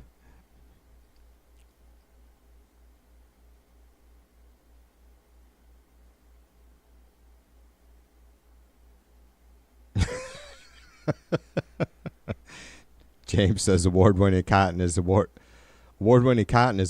to the first shirt that makes it their way into the wash machine. Now's cheers to you, mother brother. Good evening. Come on, everybody give Dave a dead arm. Give Dave a dead arm or you're fucking getting timed out.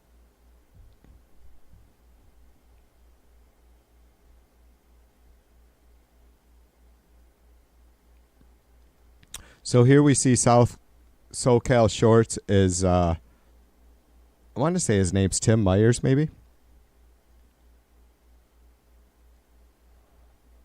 I don't know. He had an actual name up on his stream title last night, which was weird.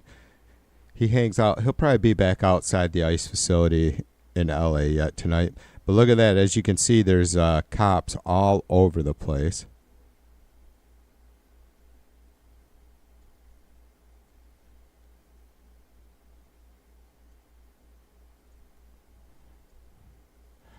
Probably because they're heading back and here and there and everywhere for the procession.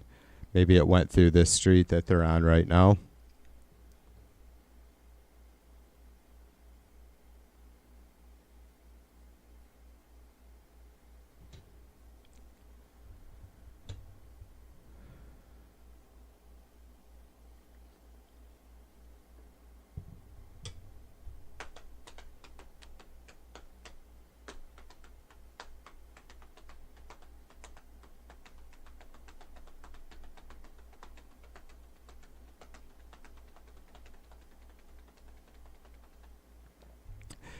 You know what I was thinking, Darlene? I think I have to, I'm not sure. Like, I think YouTube requires me to do a members only stream once a month. It's like, are you kidding me? Like, I would never be like, like, I just set it up because it's available, but, and you don't have to like have any special offers for members or anything.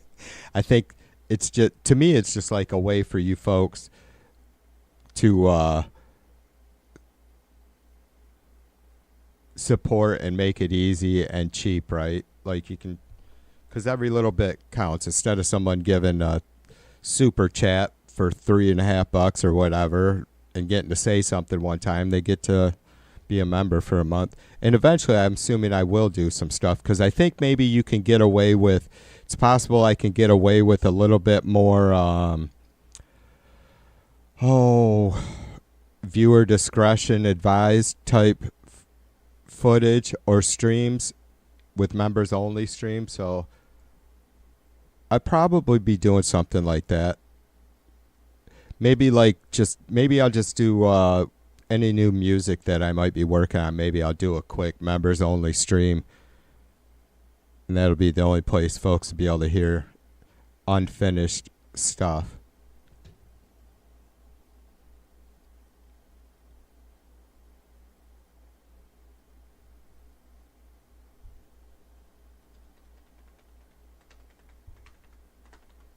No, I know you didn't, Darlene. I appreciate it. No, I think you kind of look at it the same way I do. It's like just a way for you to show your support. Even though I want, I've said many times, there's really nothing more valuable than our time. So the fact that anybody hangs out here at all really does mean a lot.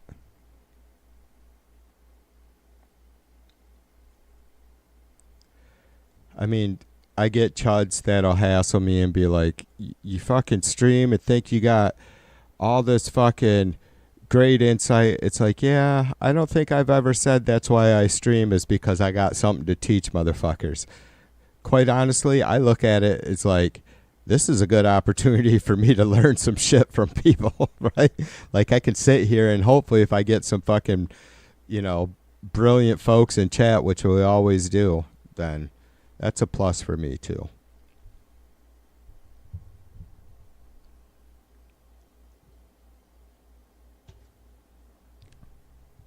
Oh, I was going to say, do we have audio? Am I yapping over top of this fellow? But I'm not.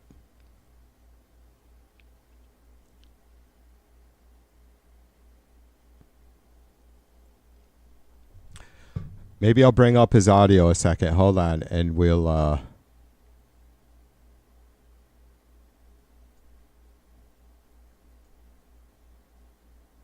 and then I can do a dab. My work is easy because I use ClickUp. Here's how I keep track of all my tasks.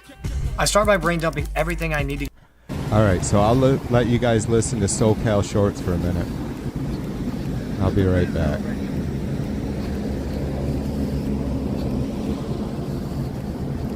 Sheriff's Department alone could have shut down this block.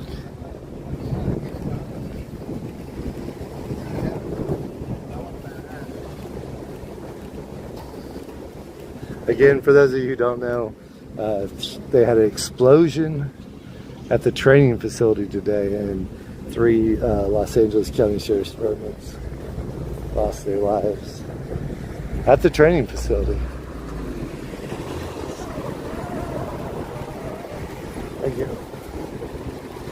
There's Oxnard PD right there.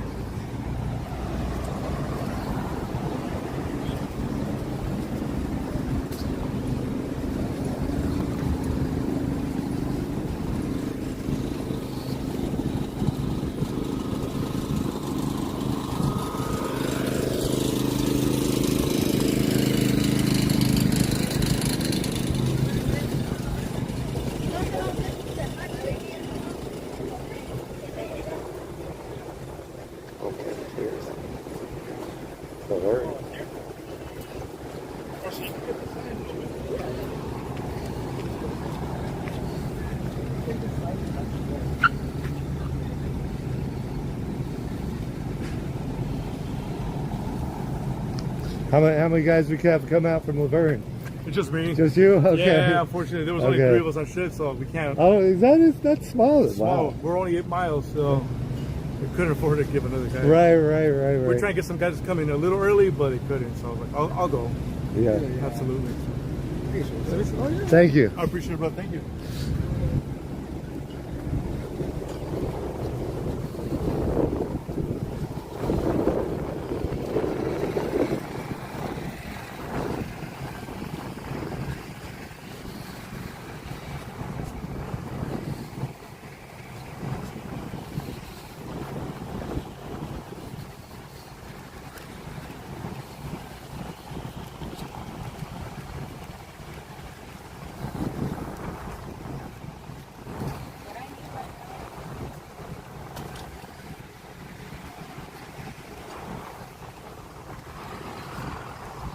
Lots of chickers.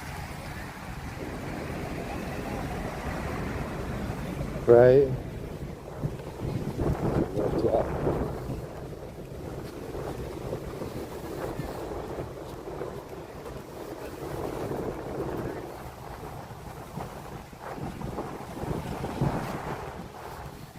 Okay, I think so. I've never seen contracts. It's homeless lady. She looking around going, why are all the police here?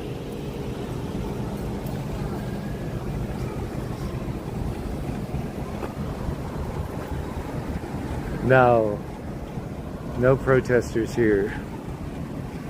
So the protesters, in case you haven't been on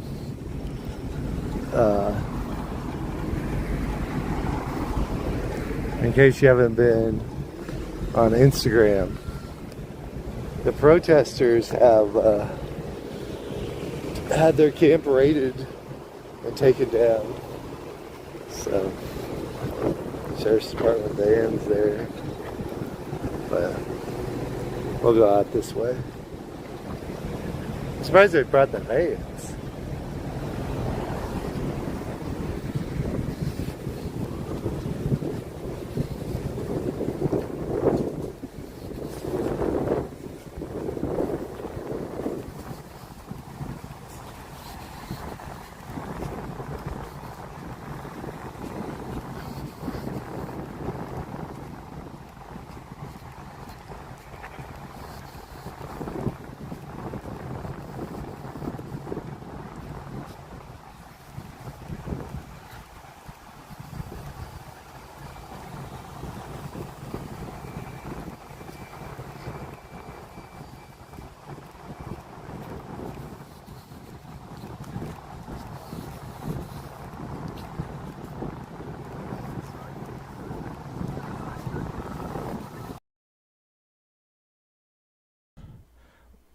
What do you got for us there, James?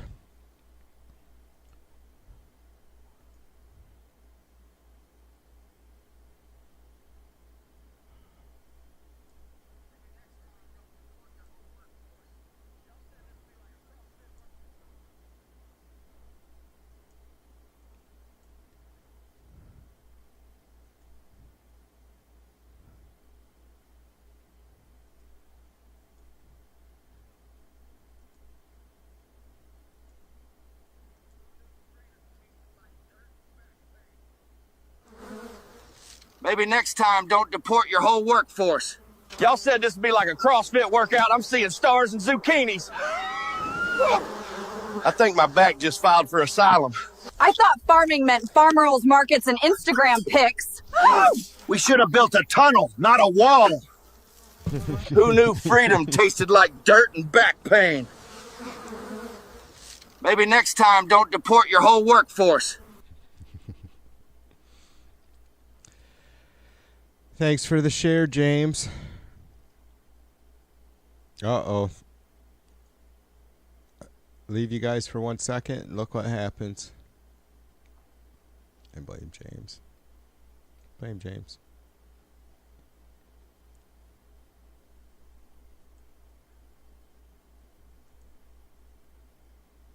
James, I was watching that at the end there, I was thinking of the how on Hee Haw they'd tell a joke and then they'd go,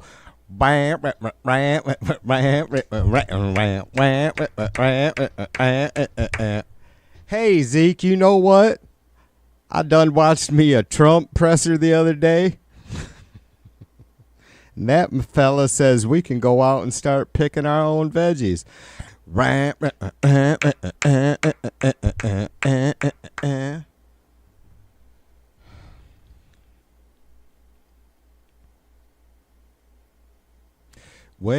oh, where are you tonight? Why did Trump leave us here all alone? I searched the world over and thought I'd found true love. Trump led another and he was gone.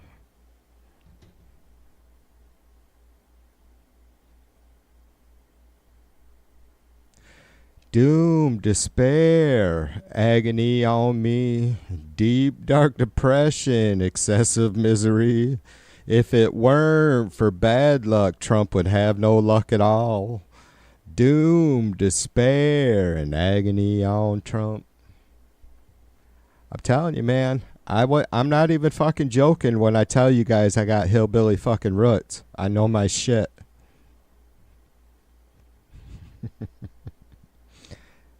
I was born and bred on hee-haw. Hee-haw. Hee-haw.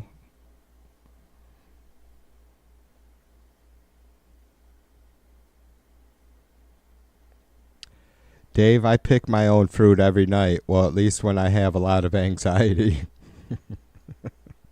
Too much information?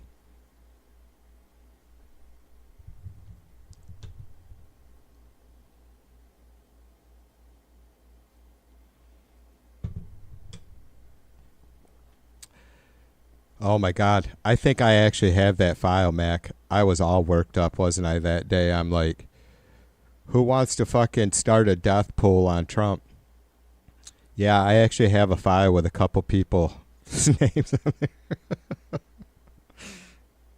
Then I thought, man, maybe that's just too much, TV.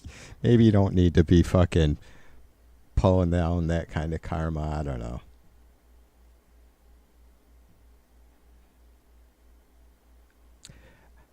I'm a little bit bummed because I think my I don't ever use the disk drive on my PC, and I haven't been treated it the best. I only tried one, but one of my DVDs that I burned, it's not play. I can't get it to fucking load, and so I'm bummed because I have a lot of, not a ton, but probably a dozen of quacky, wacky videos that I've made over the years the ones I've wanted to hang on to because they're really super out there. Like my fucking Wile E. Coyote impersonation with my green screen fucking Speedy. Oh my God. That's one of the few that I can't help but pat myself on the back about.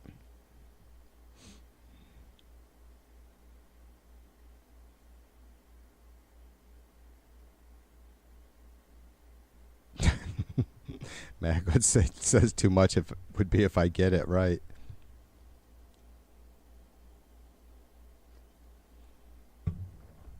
Yeah, exactly. Took me a minute to catch on, Mac. Yeah, that might not be a good outcome for you, brother. Even if I delete the video, I think the shit's always out there somewhere in cyberspace.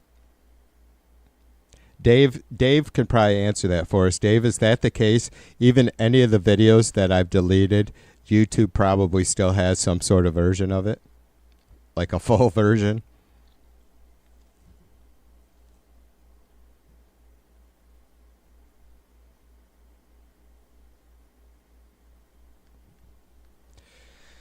Doom, despair, and agony on me. Deep, dark depression, excessive misery. If it tweren't for bad luck, I'd have no luck at all. Doom, depression, and agony on me.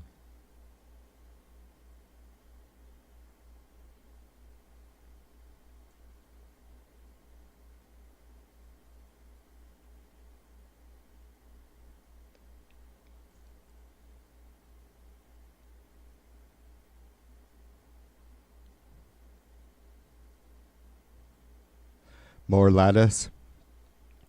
Yeah, I can't smoke on my streams. I mean, if I got my dab pen or I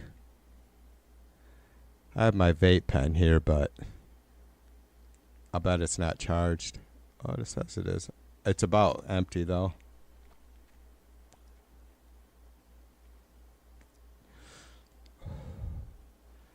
All right, there you go, Andy. I smoked with you, brother. Cheers to you. Happy Friday. But I have like my whole fucking dab rig. Even though I knew it was a complete fucking joke, one time I heated up my fucking nectar collector and did a fucking dab on a stream. And the fucking chuds went absolutely fucking bonkers. TV smoking meth. And it's like, I've never smoked meth, but I do know that I'm pretty sure you can't smoke it the way I was smoking the fucking dabs. So I just embraced it. I'm a fucking meth head, Annie.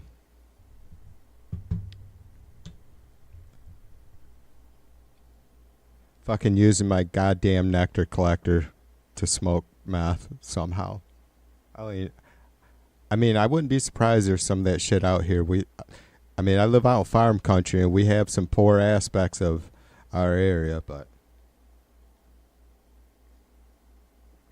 seen some sketchy people walking down the fucking side of fucking 5-lane fucking country road. It's strange. Dave says, I don't know how, but I'd assume if you delete it, they'd also soon delete it as they don't need it. Oh. Well, Dave, that's good. Well, then how do they fucking recover shit? Like, how does fucking NCIs recover shit?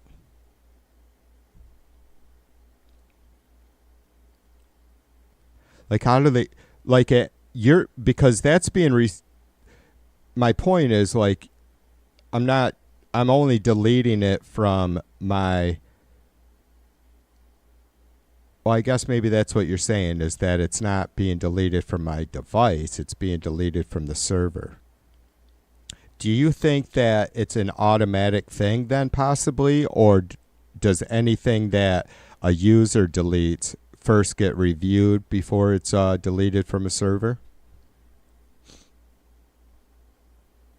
I mean, I don't have nothing to hide anyways. I've posted some pretty wild shit, but nothing any investigator's going to look at and go, yeah, this guy was threatening people or dangerous. That's you all know that's just not me. I have a big mouth and I get pretty graphic about how things happen and can go down, but not that I would ever encourage that shit.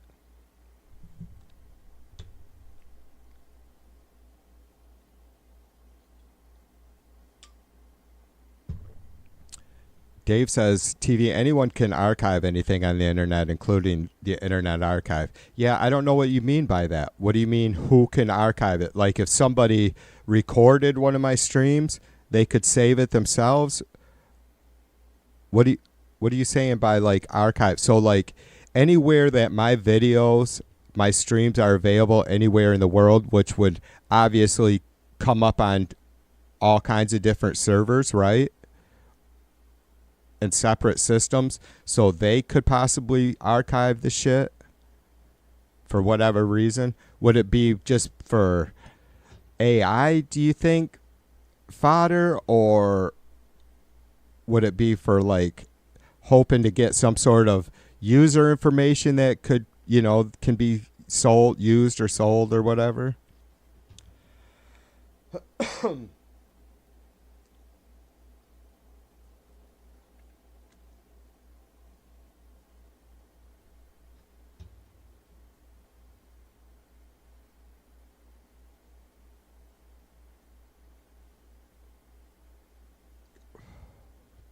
Dave, do you realize, brother, I hope you appreciate the fact that I am really, really easy on you.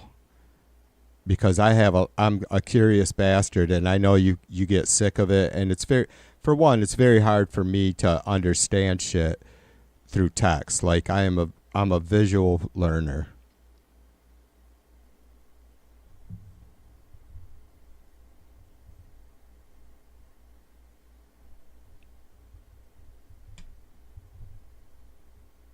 Oh, I got you. Dave says, yeah, I could save your stream, upload it to various video sites where it would be archived unless they decided to delete it, right? Unless maybe you had sole authority over that on these various sites or the Internet Archive site. I guess I have to admit, Dave, I'm not sure I've heard of this site called the Internet Archive. So I guess is that like, who is that ran by? So I assume it's just somebody that decided to try and save as much of what goes on the internet as possible. Which I can see some good coming out of that for sure, because shit gets lost, but it's hard. I mean, I suppose if folks are uploading stuff from the physical world that is under threat of being lost to society, that at least we would have some sort of virtual version. B says she watched the David Feldman. I was moved. I don't know if I was just exhausted, like I streamed for 5 hours last night, plus all the streams you guys know I've been doing anyways, and then work and all the other normal life stuff. And I watched that and I was like, holy fuck, it just started nailing me. I mean, I could feel it in him. He was... I don't know David Feldman well enough to make, I think, character judgments. Not that they would be terrible, trust me. I really, for what I know of him and seen, I mean, when you do this shit every day, I don't give a fuck. This isn't, YouTube streamers who sit in front of a camera and mic like I do, and not to compare myself to folks who are really good at it like Feldman or Hal Sparks or whoever, but it is the same thing. These people it's not a fucking necessarily scripted time set segments, like you guys know what I'm saying, for like big networks, right? So and that's why I think most of us enjoy the shit. Like I know B said the other day, her and Abe are talking that she likes long format stuff, and I do. I love it. I love the hell out of long format stuff, because normally you just, I'm a curious bastard, and maybe I don't have quite the,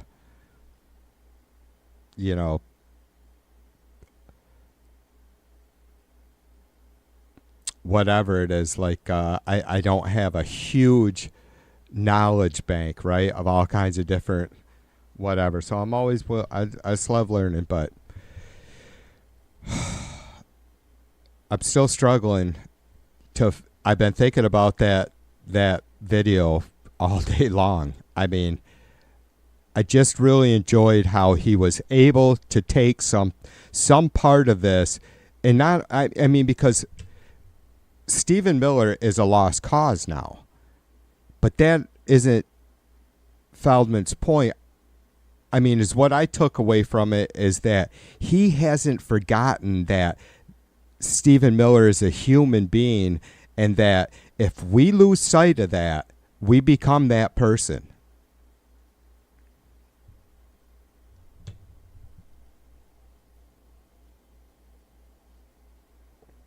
And it's very hard to love and hug some of these Trumpers when we see what they say, even if it's just what they think. And to reference the Feldman video, some sort of fucking disgusting joke at the age of most of these Trumpers that we're dealing with, it's not funny,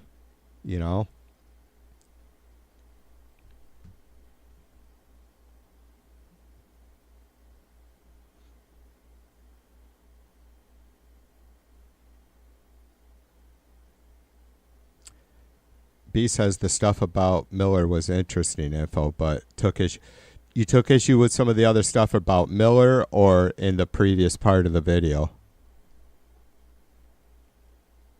Yeah, he had. Well, B, I don't know. B, I want to yap about this, sister. I should start a StreamYard. B, you got a camera and mic? Come on, let's talk. Let's chat. I think it's an interesting subject. Yeah, I like I said, kind of referred to that I don't necessarily agree with Feldman on everything, and I have my reasons why, and they bother me. My reasons why I'm not so comfortable with, but I'm not sure that I'm wrong.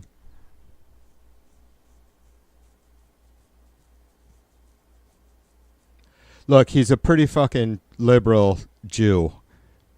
I just want to say outright. And it's impossible for us to put ourselves in other people's shoes. But certainly it's possible for us to do everything we can to try, right?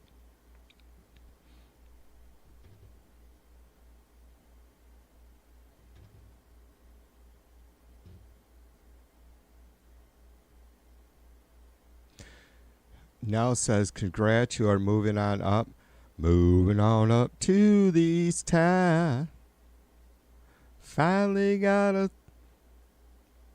whatever. Oh, yeah. To a deluxe apartment in the sky. Moving on up.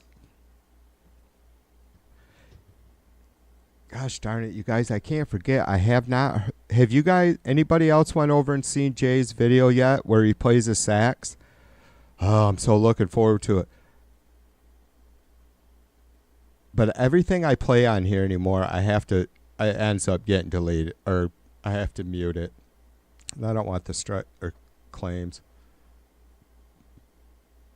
Yeah, cheers to you, A-Bear. Happy Friday to you and Mr. Bear. And you're very welcome.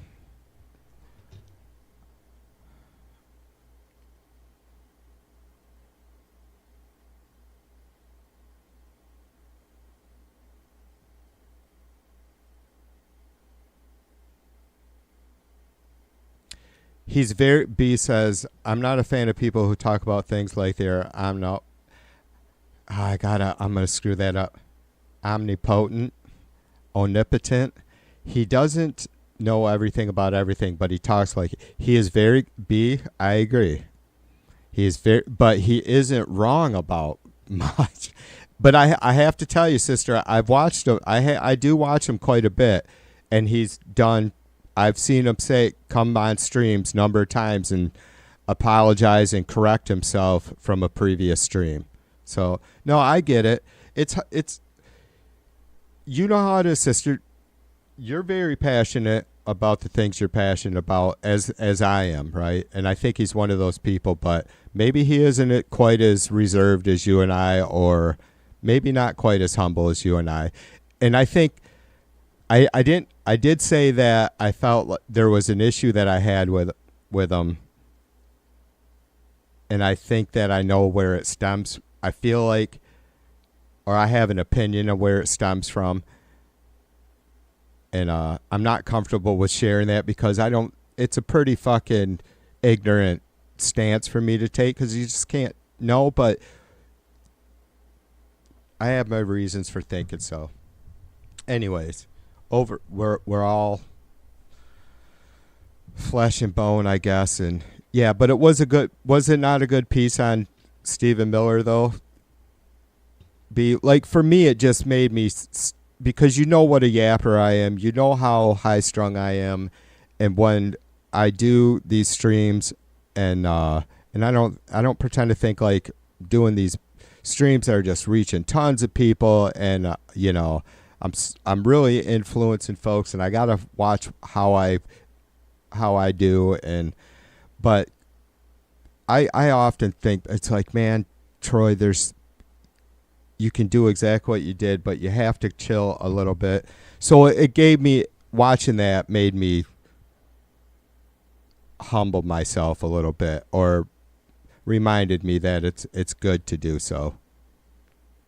Like, who the fuck do I think? I can never forget who the fuck do I think I am.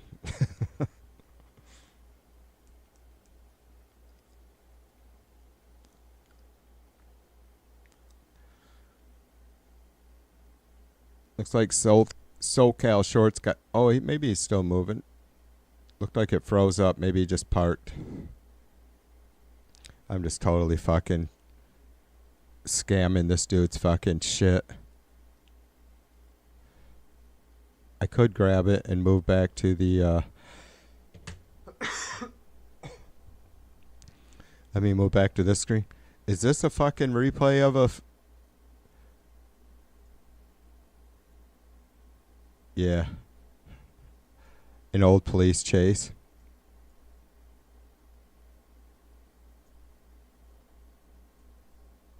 Oops. I don't want to do that.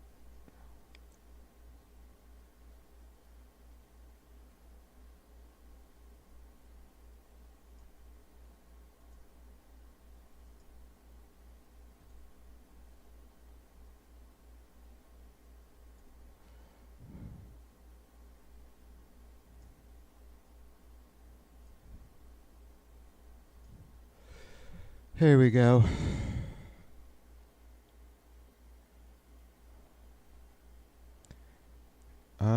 Do I have a... I probably do. A do. A da. Oops. Holy shit, I got stuff all over the place. Alright, I gotta get rid of that. Get rid of that. There we go.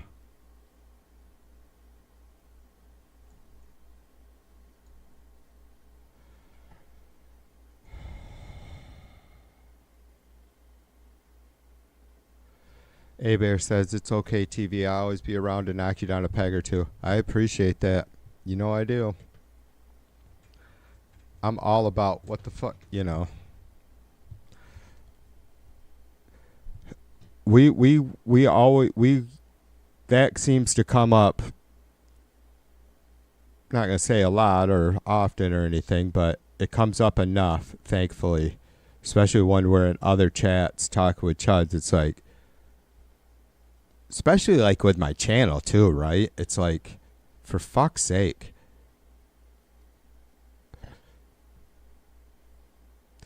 Yeah, we check each other. I mean, I don't think any of us would have it any other way. Well, that was like last night, you know? I don't know what you guys think if I was a little too heavy on Scum TV. I was just shocked at his statement, but he was here. He came back tonight. I appreciate that. You know, like I said, I spent a lot of time in his stream, and he's a huge percentage of what I seen from him is good stuff. He's a good guy. I was shocked by that, but so that's a good example of, and it just doesn't go from me to chatters. It's like I get checked. Y'all know I've had all kinds of fucking tough conversations with fellow libs like Putin, A-Bear, Dave. Fuck, I could go on and on. Some of them didn't last, like John Owens and Dis, and though Dis has still been coming around, she'll come into the chat, but she won't say hi to me. Bo, I'm not, you know, it's sad that shit happens, but it is what it is. I think people, yeah, maybe I better just keep that thought to myself. I was going to say, I think maybe folks sometime might mistake my easy-go-lucky attitude as a weakness. I don't know.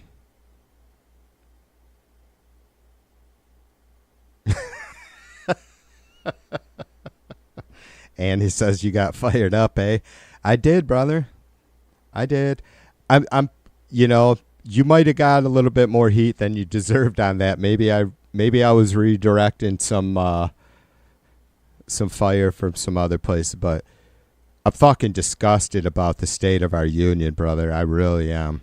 I really am. It's like I just said, you know, we're all humans and we're never going to be perfect, but for fuck's sake, man, us citizens, we need to be pressing for the best that we can do, and we have to do that by leading as examples, even just individual voters, right? We have to, we have to not just say, oh yeah, we demand clarity and honesty from the folks that we're voting for. We have to fucking check up on them. We should, right? Like, why not?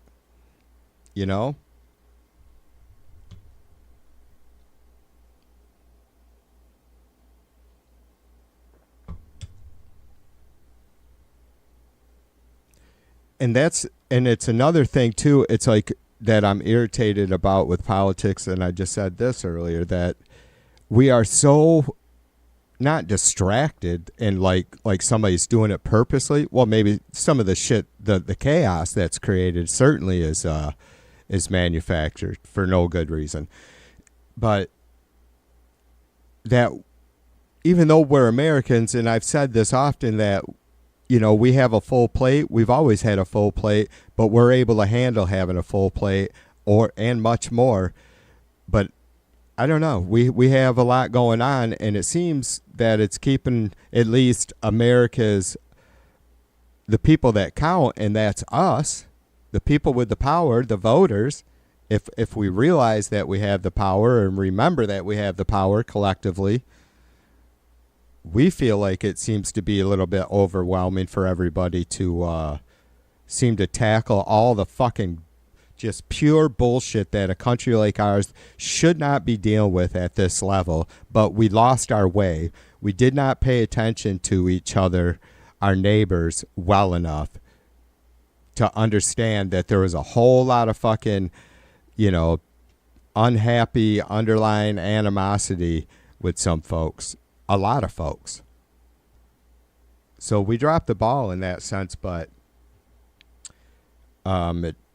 we should be, there's bigger fish to fry, but unfortunately we're dealing with a fucking, it's still, I don't know that it'll ever sink in my lifetime. I don't know about you guys, but America, we elected a fucking rapist, felonious, coup staging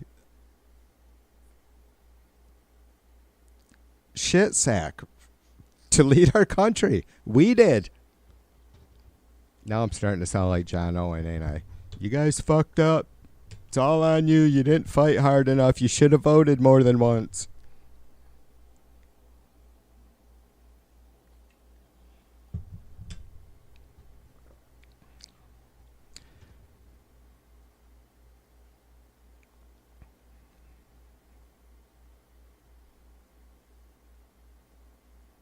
Yeah, I don't see you like that, Annie, but I know you probably just say that in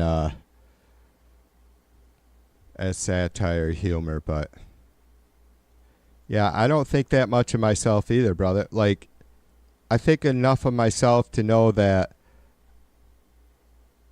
it's not okay for me to sit still and do nothing. So, do I think like this channel, even if I got like, it got huge, which is, I'm just giving examples. Like, does it make any difference overall? I don't think so. It's really taken advantage of the systems we have, the opportunities that we truly have that, make substantial differences, right? And that's really just voting. That's all we can do. You can call. I've never been like a huge believer in, I would never want to discourage anybody from writing or calling their representative or senator, because there are going to be many that are going to, maybe all of them read some letters, take calls, whatever, or, voicemails, emails, whatever, when they can.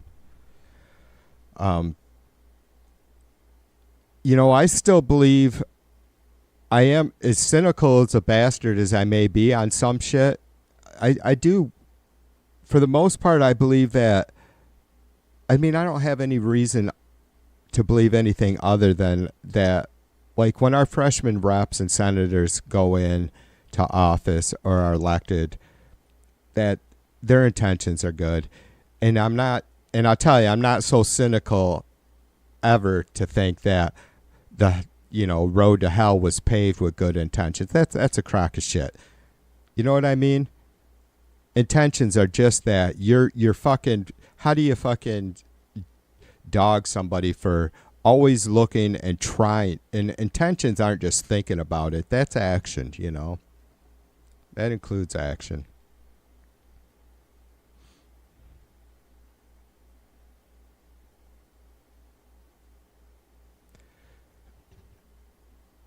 Annie says Trump's original wealth started in Canada with a brothel the family had. Did you know that? I did not know that. Like before, like his grandfather or something. I mean, I've watched a few Trump docs, and I guess I don't know much more before his dad, Fred, just kind of, like, I guess from what I've seen and recalling is that Trump's dad, Fred Sr., was started out in real estate in some fashion, but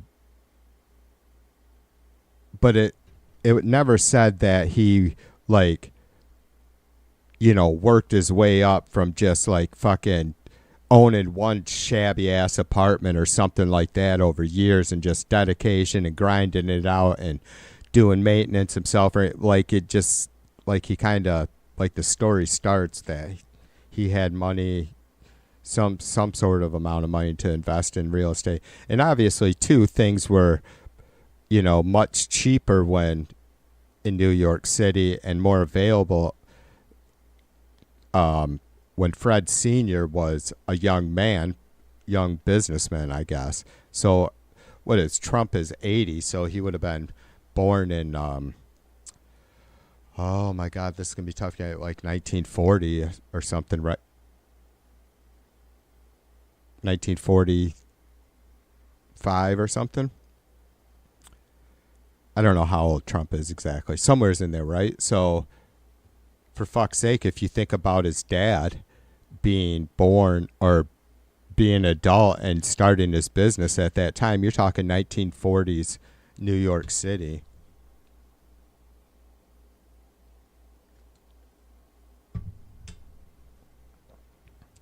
Yeah, I do believe I've heard that, like, Elon had Canadian citizenship before he had American citizenship. Can you take him back?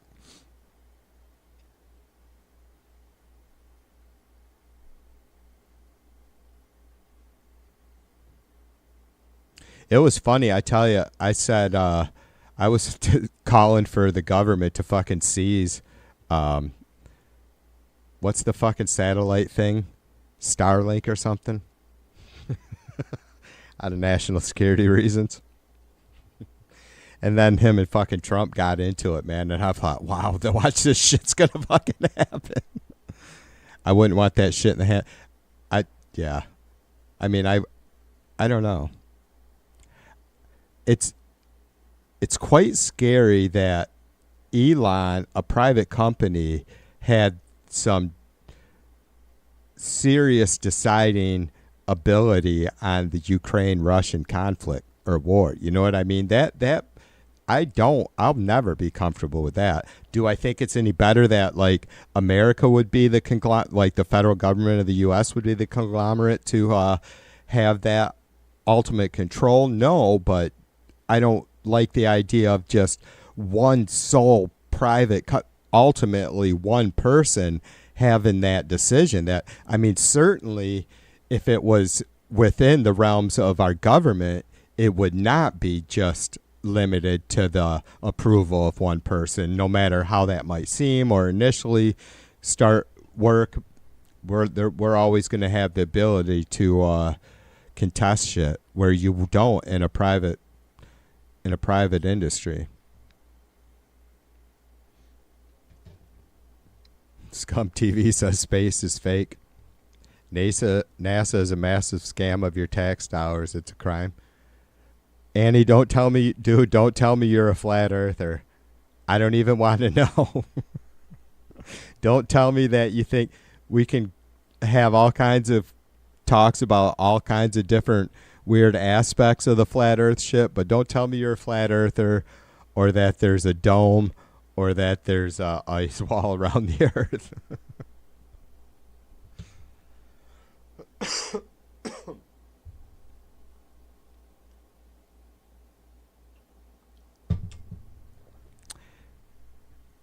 Hang on, you guys. I'm going to leave you with SoCal Shorts audio. I'll be right back. I believe it. I can yell that one. Oh, yeah. That is crazy. Oh, my gosh. Melissa, thank you. I'm sorry. I hope you got to make it to work tomorrow, though. Oh, I will. I got a warning from my boss today, so I got to do better about going to work, too. Okay. I'm going to leave in about 2 hours. Okay. We'll see you back here. Are you going to come tomorrow night or not till Monday or yeah, something? I'm coming tomorrow night. Okay. We'll hope to see you tomorrow night. I'll see you in a little bit, too. David. Melissa! And here, do you have a... You can take a picture if you want. This is my YouTube. YouTube. Yeah, we got the old school. I'm kind of old, you know. SoCal Shorts. I used to go to Disneyland and then this happened. I don't go to... Oh, I knew it's coming out here now. It's crazy till they stop. Till they stop, then I'll do something else. Thank you, David. Thank you, Melissa. That is crazy. So we got tables. We ain't got no tents, but we got tables.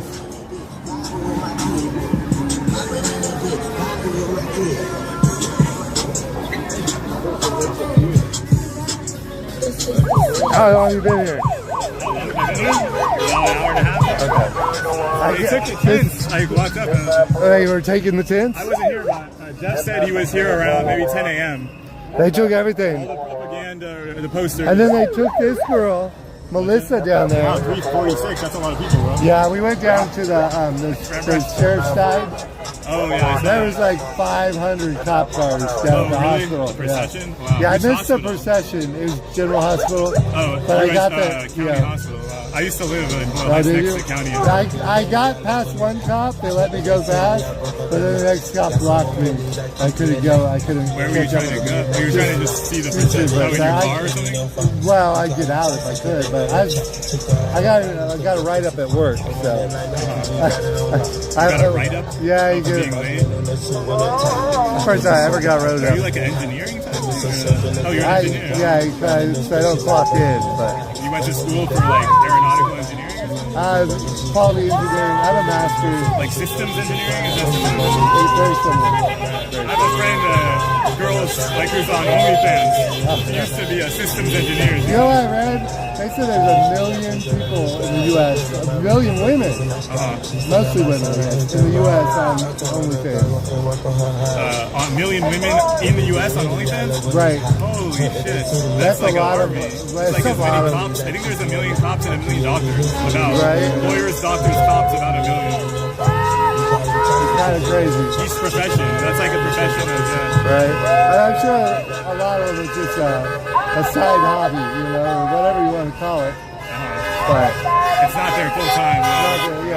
Not probably their only source of income. I follow some who don't show their faces. Some do. I feel like. Did you see this guy? I saw you guys. Look at his forehead. Yeah, you're twins, like Harry Potter. That's my twin. That's my scar twin. Jeff, what time did you get here? I got here early. I got here like 10 in the morning. So you were here when they raided the first time? Was that girl the girl that got raided the second time, Melissa? Yeah. Now, I just talked to her. She just told me the whole thing. She's mad. She's really mad. But I mean, she deserves to be mad. How they arrest her for putting up a canopy? That's crazy. I know. When in the world has anybody ever been arrested for putting up a canopy? Maybe refusing to take it down, but putting it up? That is wild. That's absolutely wild. So now we're stuck out in the hot sun with no... Right.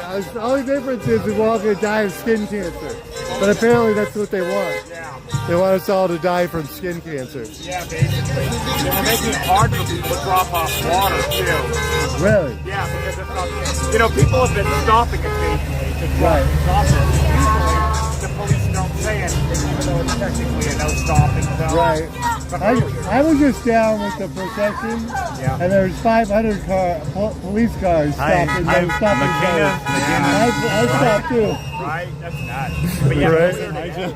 Right? I know who McKenna is. He said hi, Jeff. Oh, it's talking about the other Jeff. I'm confused. Oh, Jeff. This is the other Jeff. Jeff and Jeff. We got a Jeff sandwich. We got Jeff, David, Jeff. David basically. Right? Earlier today we had we had one person stop just for a second to drop off some bottles of And water. they were after him. And the police immediately said, "Hey, you're obstructing justice. You can't stop there."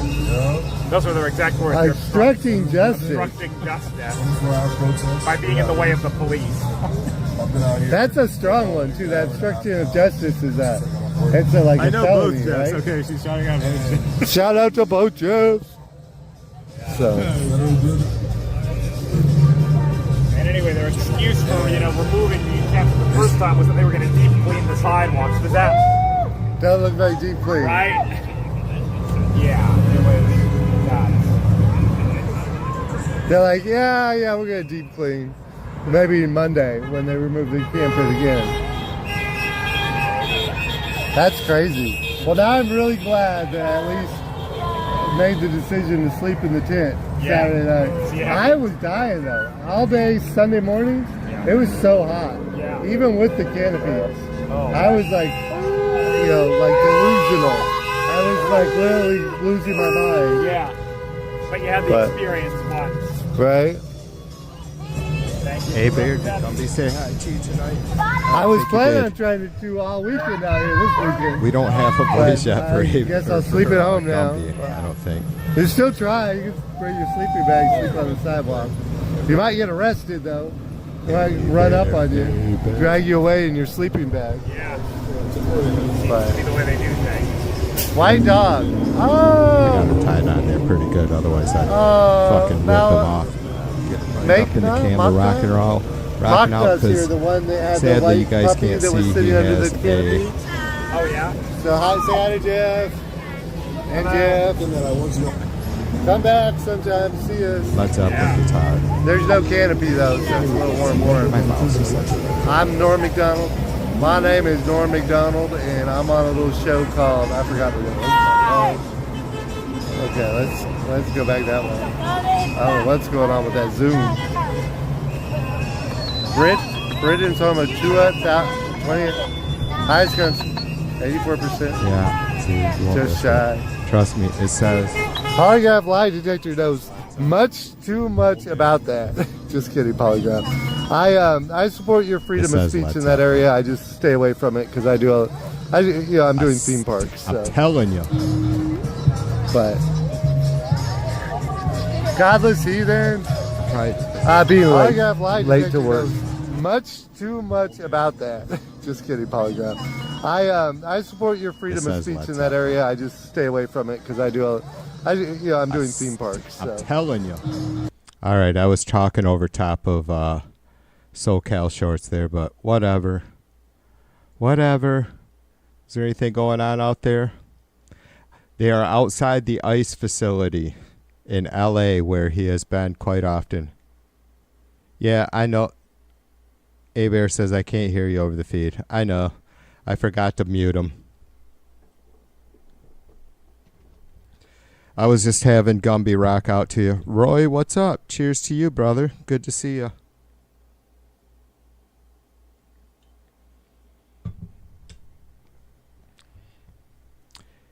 Yeah, where is Cheesy? Oh my God, you guys! Can somebody get a hold of Cheesy and tell her to stop in and say hi? Sorry, my hair was poking out of my mosh cap there.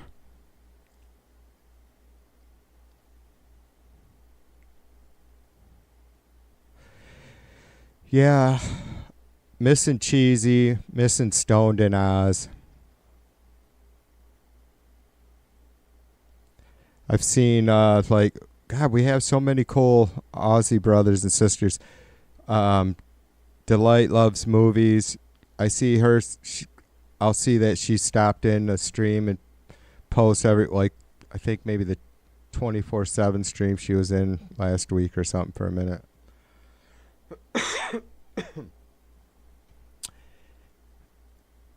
And I haven't seen Kate much lately, though. Did we see Kate? I don't know if Mac is still here. Did we see Kate or Dave? Did we see Kate in Laura's stream last week? Maybe Laura's still here.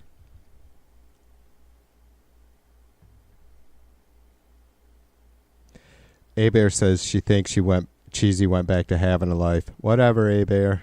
Kate or Dave. Is she not a character, A-Bear? That's what I mean. And I know you get it because, like, you and I clearly have connected, but both you and I have connected with other great folks, too, in a more personal way. And not that I have with Cheesy, I guess. I think I read her the way that a lot of folks do. Cheesy is quite the character.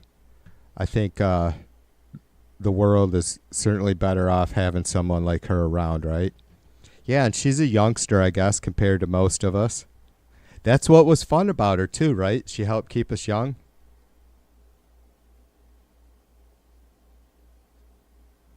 I mean, sure, Dave's still wet behind the ears, but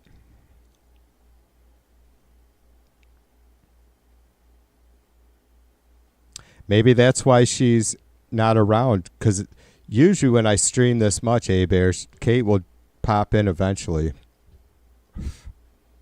All right, I got a bug flying around me somewhere. If you see me swatting at the air.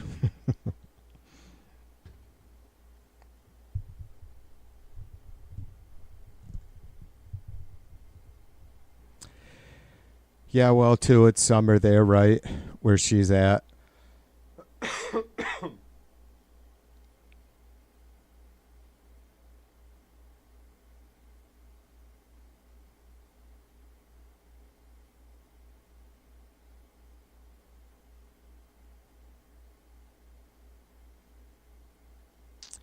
Yeah, during COVID, but she was, I'm pretty sure she was in Mighty's Venus streams. Which, yeah, would have been COVID days. God, it's been 5 years? Holy.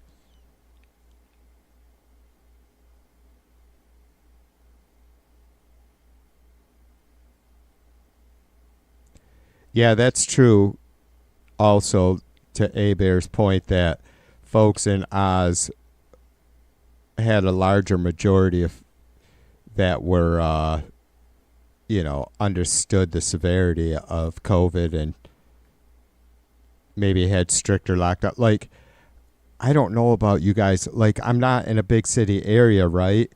So we didn't have, off the bat, like, a lot of businesses stopped. Ours did, and I was doing lawn care, right? Just because we couldn't have fucking people in the office together. We couldn't have fucking crews riding around together in trucks or being in contact with customers in any ways. It was crazy, as you guys know, right off the bat. But other than that, it's not like there was supposedly, which I never experienced, that there were the temporary bans from, like, Whitmer had banned any gardening supplies from being bought. And I still never looked into that because it seems so crazy because, like, right here, obviously at that time we weren't just running around and going out and going into public places, willy-nilly like we always had. But we're still able to shop and get food and do anything that we want. I don't recall there ever being a situation where we weren't, because of COVID, that we weren't able to go to some place or do something. And clearly, again, we weren't looking to go out and watch a movie in a movie theater or have dinner in a restaurant or hang out at a bar or watch a concert, right? So, I mean, there was a bit of, I think for most of us, we got it and we didn't feel like we were fucking being, that this was the end of our fucking freedoms.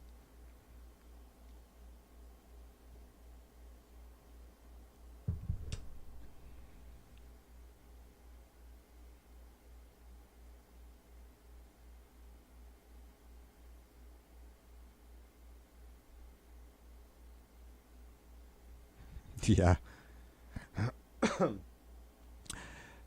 I brought it up not too long ago. I would have loved to have done a fucking YouTube talk show with her, and it could have been the cheesy TV show. She was a riot, though. I mean, it's hard to... You guys see me doing... God, what is it called?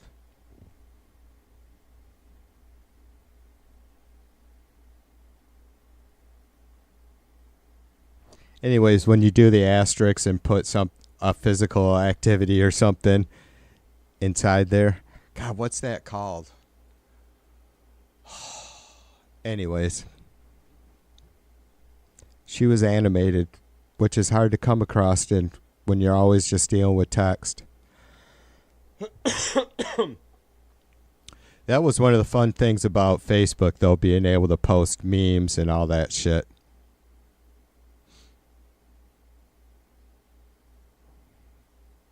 I mean, I can see how it would just basically be impossible. Like,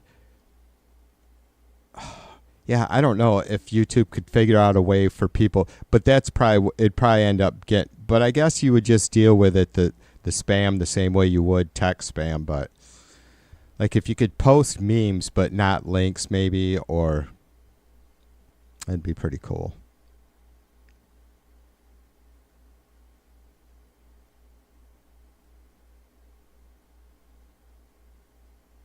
What's gum got to do with it? Got to do with it? What's gum but a second-hand emotion? What's gum got to do with it? Who needs a heart when your heart can be broken? I probably screwed a lot of those lyrics up, but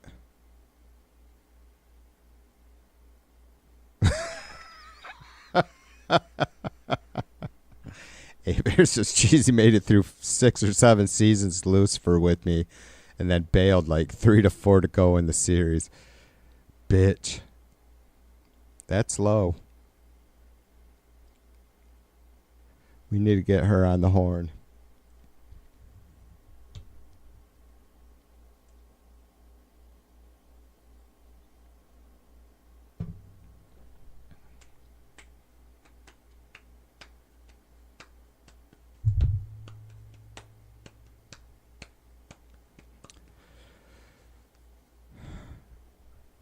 Does it feel like we're getting there, you guys? It kind of does. You think about, I mean, maybe it doesn't feel like it. Like for me, when I'm not staring at that countdown clock, but I see it quite often throughout the day between this and the other stream. 472 days, 2 hours, 21 minutes, and 34 seconds until midterm elections. This is crazy, you guys. You know, I watched Rick Wilson, too, from Lincoln Project last night or early this morning. He's really good, too. I love that dude. I do. I wish I could fucking bring it down a notch so I could, I don't know, maybe folks, I assume folks take someone like him far more serious than they do someone like me. And maybe it isn't because of my mouth, but I feel like that would help if I could take it down a notch. I just gotta, you know, a lot of these folks, they use the F-bomb, but not every other word. But he said, was talking about how obviously Trump's health. And could you imagine, guys, we just may see Trump not make it to the end of his term. And that's going to be a whole nother, I mean, and it's like, of course there'll be some folks that'll somehow say that the evil libs or that Biden was in on Trump's dying at his age, right? But I mean, who knows? I can't imagine that kind of shit getting too much traction or being too big. But regardless, it's going to create seems like it's going to create a lot of crazy shit, right? I mean, like, if not right away after the fact, after the dust settles, right? And now we're faced with Vance and all of that sort of thing.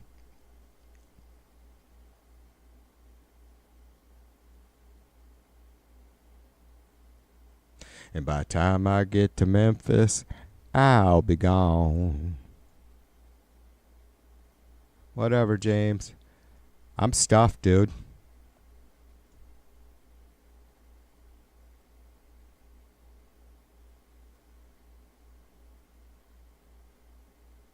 Yeah, I'm stuffed. I'm trying to think of what I did eat, though. Oh, maybe I just had a chicken salad sandwich. Yeah, maybe that's it. Maybe that's all I had for dinner was a chicken salad sandwich. All right, whatever. I'm trying to think. I think it is. I'll be all right. As long as I don't brew any more coffee, I'll be all right.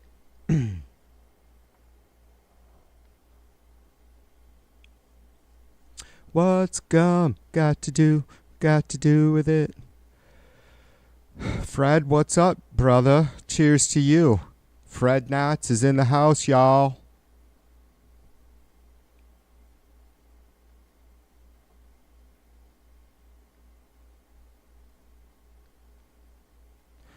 So you guys see there, I think A-Bear would appreciate that. I don't know how, my guess is that she might have a cynical look on it. I don't know. Or maybe a more take from the view of how efficient is this. But there's some one Native American lady that's been out there every night for I don't know how since this shit got going. It might have been before the big crazy raid on that Thursday night or whatever 3 or 4 weeks ago, but yeah. In this SoCal Shorts, the guy we're getting the feed from, he's been out there every night too. I mean, it's kind of like last night, as you can see up there, or probably barely if you're on a phone, I don't know, but very small crowd, 24 people or something at the most, and it'll get bigger, but not much. I mean, there might have been 50, 60 people out there last night throughout the night, but it's one protester to get snapped up. She got crossed to where apparently I don't see that there's any visual marker, but they have those gates that pop up out of the ground. So those are down, and the officers' line is about 4 or 5 feet beyond that. And so they were letting protesters walk beyond that gate thing. But apparently this lady, so maybe you're not going past the officer line. Maybe you have to stay within, there's actually law, isn't there, on personal space? So whatever, 2 feet from someone. The officer asked her to step back, walked her back across the gate to the sidewalk. He went back to his posted position, and she followed him back there and got right in his face. So they arrested her. And so that got folks worked up, but there wasn't enough out there to do much. There is periodically ICE vans leaving that facility, usually 2 vans at a time with police escort or a cruiser or whatever, and they get right up close and shitty with the vehicles pulling out, but I haven't really seen anybody throwing anything at it in the last couple of days, but it's happened.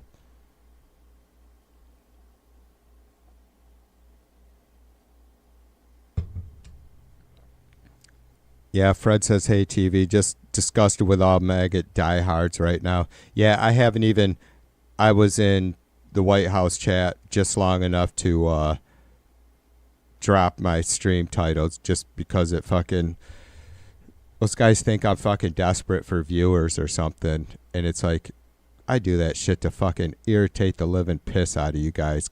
And it does. You can't stand the fact that I stream and we sit here and talk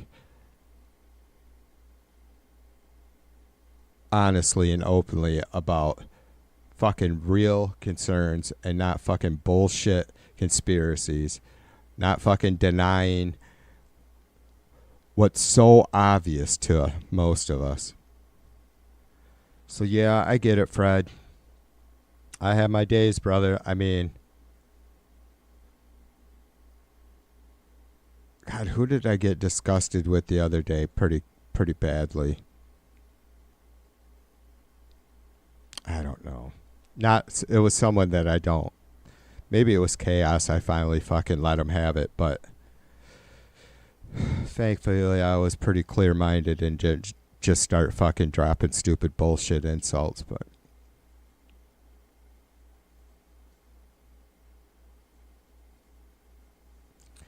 yeah, they could, Fred, but they're Mighty's brought that up, dude, since I mean, I've known Mighty forever and then kind of lost connection with him because he took a break from YouTube for quite some time.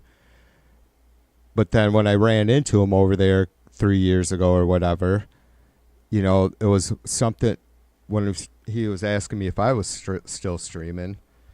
We got talking about like Lala. I've even, you know, before, you know, shit got so disgusting between me and her that I thought it would be a fucking blast. Have her on the stream, right? See what, because she's a fucking crazy bitch. So yeah, they don't it's because they don't care, Fred, right? And I don't know if you caught what I was saying a few minutes ago, but I don't think I'm doing any changing the world with this stream at all. But yeah, it just shows that their level of concern is purely manufactured. They don't, it's all fucking bullshit. Something to bitch about, right? And when there isn't nothing good to bitch about, they go for crazy shit like fucking piloted hurricanes and, you know, the government, and you can, of course, as you know, never get clear answers on this shit, like how what the government, they would say, creating the fires in Lahaina and literally burning children alive purely so they could take their family's beachfront property, right? But it was the liberal part or Democrats that controlled that part of the government, I guess. Same with FEMA, right? You could have you could have Trump in office and it's whatever, or be in a Republican state, red state, whatever. And every aspect of FEMA is apparently run by Joe Biden or Obama still.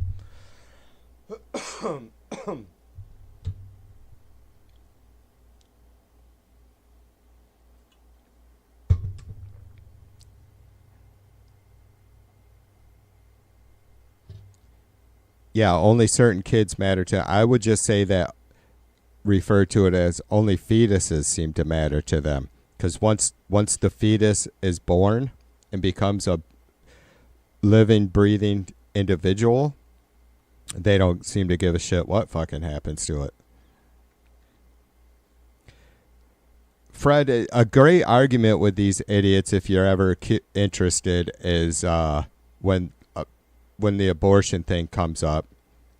Because I guess the more ignorant ones will still go to the adoption thing or foster care, and it's like, well, just refer to the fucking numbers of folks that are currently in foster care, how much it goes up every year. The number's outrageous. It's 450,000 kids in foster care right now, and it goes up every year. And then of course the stats can be hard to be real precise, but it's clear that it's a real large majority of these kids that spend years in foster care or never adopted or go through one foster care home to another, whether it's because they're not getting the proper treatment that they need or therapy that they need, or it's, because there's a bad foster homes out there, obviously, combination of both. But then they just remain in the system even as adults, right? Just end up in corrections facilities or whatever.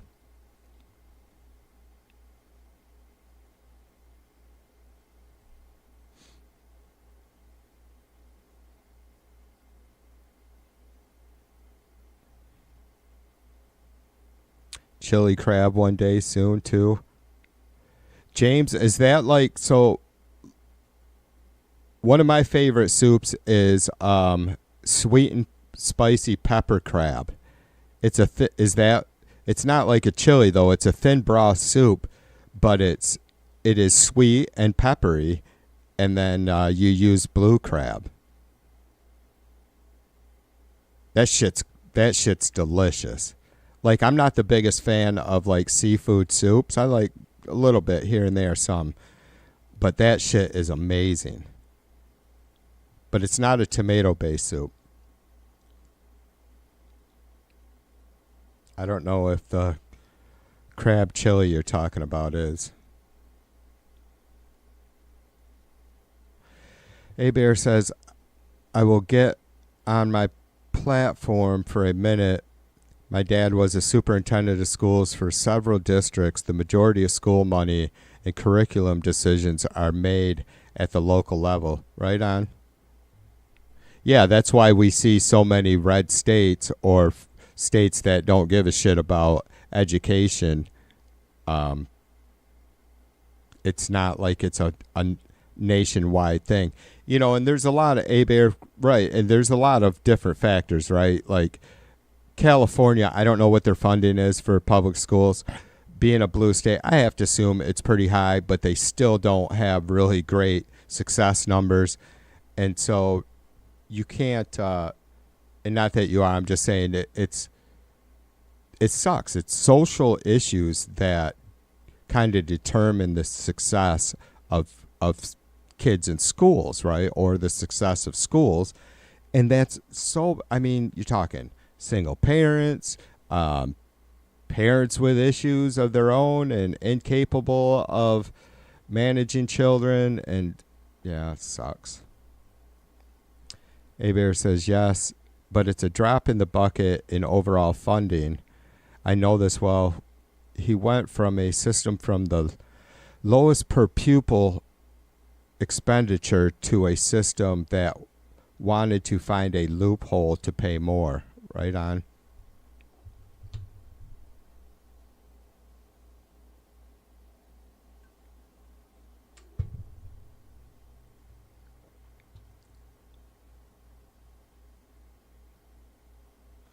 So he changed. I was just rereading A-Bear's comment there again. So he changed the minds of the constituents or the voters in the area to so they understood the importance of funding education, whereas maybe they didn't take it as seriously.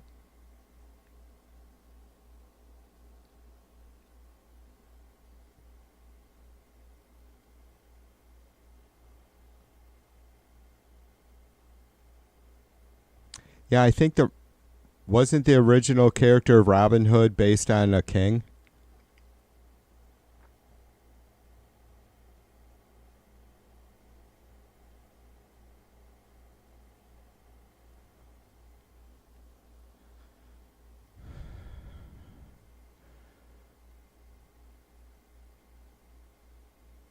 Steal from the rich and give to the poor.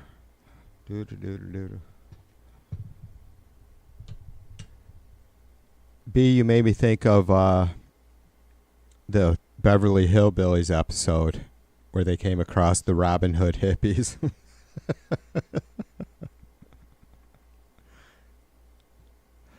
A-Bear says, no, he changed school systems. He hated working with the people who were proud of paying less. Oh, I gotcha. I thought maybe he had been able to change some minds in that area or something.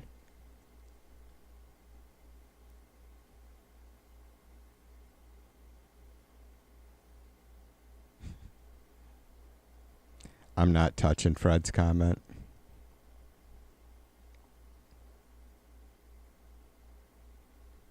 Nancy B's not touching his comment either. I was pissy enough about that. I think other than the title of my stream, I posted "Rest in Peace, Donald Trump" in the White House chat.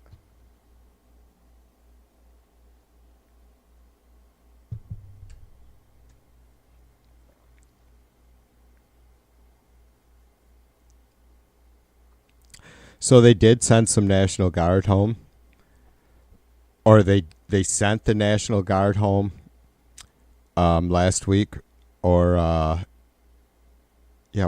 earlier this week. Might have been Monday or Tuesday night.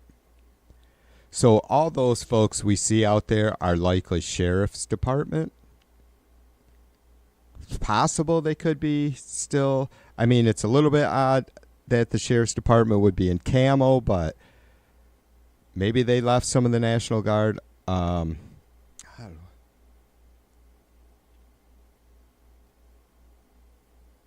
Could be ICE agents, I suppose, but I think it's been sheriffs that have been providing security for that facility. So I guess is what I'm trying to say is I don't know. We obviously see officers in black there next to them.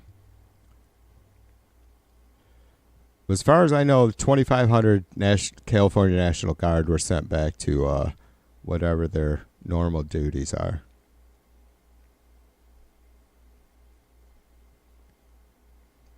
A Bear says that would have been nice TV, but that wasn't going to happen. Yeah.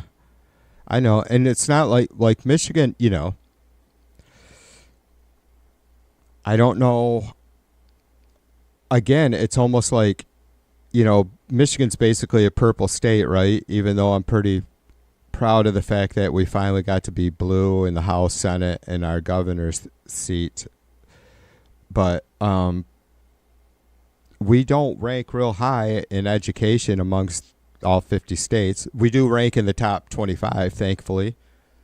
I guess whatever little win that is, but my area just has tons of schools that always rank well, and it's not like this is just a rich area. I mean, West Michigan has money overall, but like the county I'm in, it's a pretty poor county, but we still like this. Our local school here by me, a small high school, really always ranks well in academics. It's pretty cool, at least in our state, right? But again, our state overall doesn't necessarily rank great. So that's averages, and you have to know that there's a lot of kids and families and schools struggling in Detroit. It's certainly even in smaller cities, but still large, kind of pretty populated areas like Flint, Saginaw, where they're poor as fuck, where they don't even have nowhere near the kind of funding that maybe Detroit does.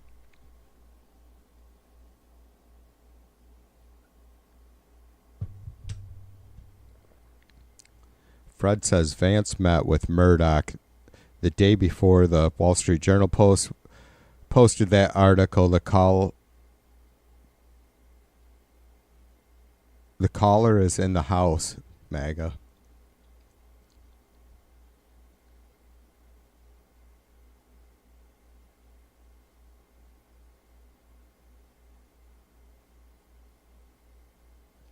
Yeah, I am, you know,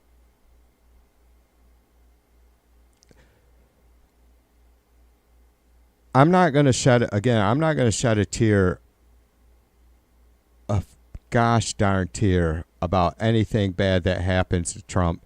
I am not wishing for it, and I know none of you guys are. I'm going to be completely okay with making light of it in whatever way I do, and maybe I'll be going over the line. Maybe I won't. I hope not. But regardless, he's unhealthy as fuck, and his shit's coming to an end, and it really sucks because we're all going to be left without any sort of justice.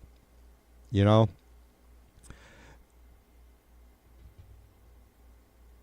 I've stood on, I think I always will.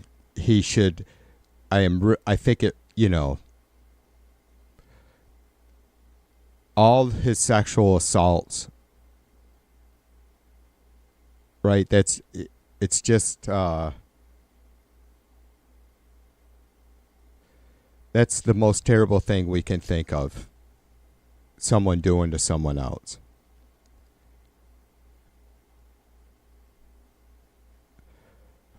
But the most discouraging part, honestly, for me, and I hope it doesn't sound cold or anything, it's that Trump isn't going to be held accountable for literally trying to overthrow our democracy. I mean, I really feel like that did not get taken serious enough overall by our country. It's heartbreaking, you guys. Seriously. That one thing stands out far above all the rest of the bullshit he's done. It really has. What happened on January 6th was planned and coordinated and organized, and it, however badly and without any obvious, forethought on what happens if they had succeeded in taking over the Capitol, they wouldn't have gone beyond the Capitol, and it would have been, I mean, what would it have come to? What would it have come to? That didn't happen, but how can we just shrug off the intent and motivation of those folks? Because that's what it was to take over the Capitol. I mean, does anybody believe that is all that guy wanted to do was get in there and fucking take a dump and smear it on the wall? And, he was just angry and he just wanted to do that? That they didn't feel emboldened and empowered and weren't completely stoned on adrenaline to the point where every fucking one of them, had they continued to, back federal Capitol Police off and overrun them, like it wouldn't have just continued to grow?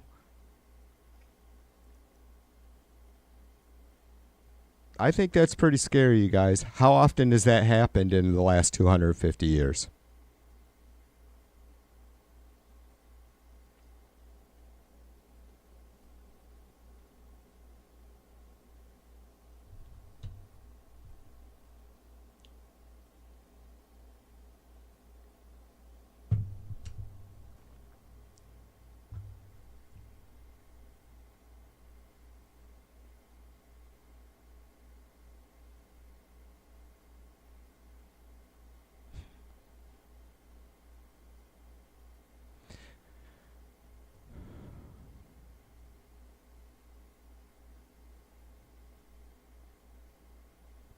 Jim says Michigan's education scores are skewed by Detroit. I seen something had Michigan top 10 absent Detroit. Yeah, exactly, Jim. That's my thoughts too. And you own that as a Michigander, but clearly that's also just how it is. Like, suburban or urban areas are going to, you're going to have, the more people you have, the larger percentage of, well, maybe not larger percentage, the more folks you're going to have that are struggling with the schools. The more likely it is that you're going to have schools that are falling below average on, meeting standards or having students meeting standards. Yeah.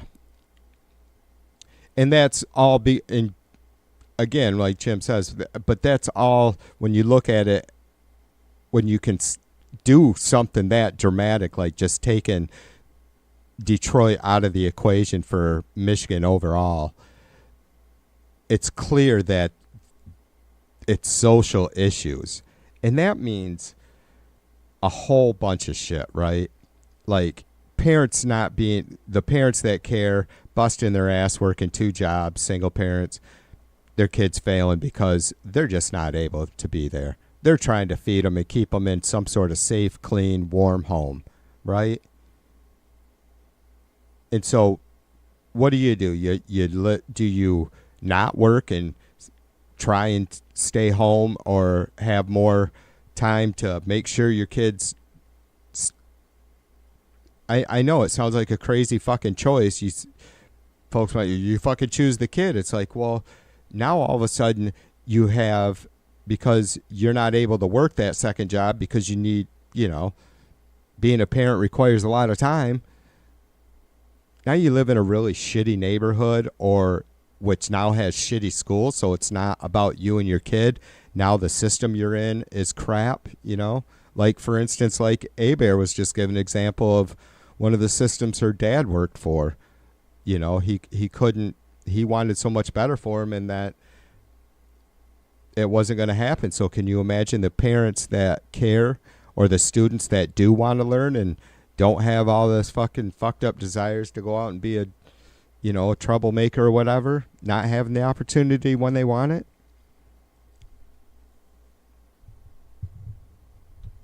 Yeah, A-Bear says that's exactly why school of choice is an exponentially bad idea.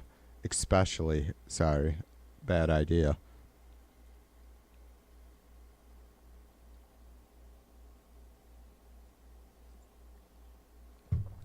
Aaron, cheers, brother. Happy Friday.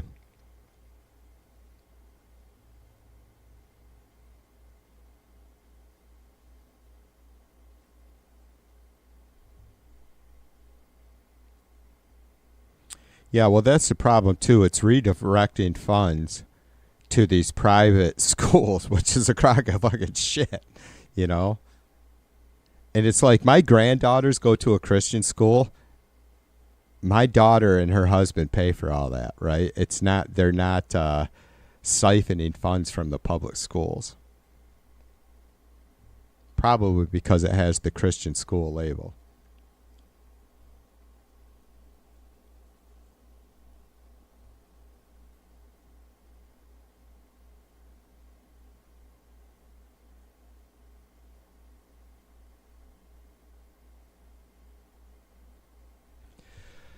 Yeah, this is a tough one, too, for me, you guys, as I'm sure some of you also feel like I think our education system, our curriculum specifically, I guess, is based on what we thought humans were 150 years ago, right? It's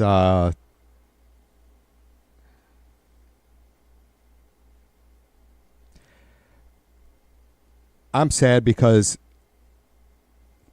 again, maybe like democracy, the majority rules, maybe that's just the best system, most fair system we can come up with right now until we're able to actually address everyone as an individual, their needs. But yeah, we lose a lot of people and kids, I think, because there's a lot of kids that just aren't type A personalities, or have that kind of general type A personality. Like, maybe most of us do. I think I'm mixed, right? Like I fit in pretty well with a lot of our basic systems, but I've told you guys I didn't do well. I remember sitting in 7th grade English class, and I still remember this day, and I don't know why. It wasn't like a terrible event day or nothing. I just, for some reason, was one of the most depressing days of my childhood. I did not want to be there.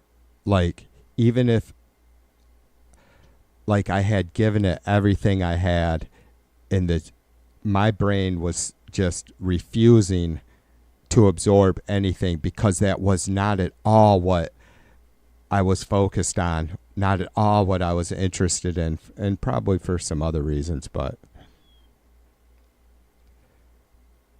And so after shit was able to calm down a bit, and maybe in my junior year, and certainly my senior year, I took in everything I could. I had great teachers that I spent the whole year with, my senior year.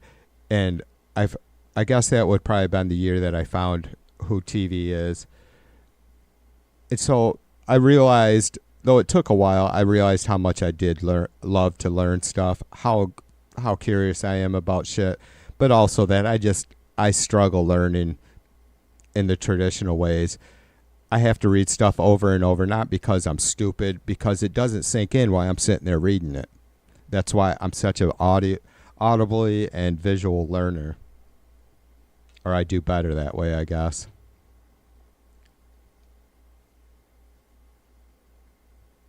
That's why sometimes I struggle with folks like Retzi, Putin, Abear, maybe.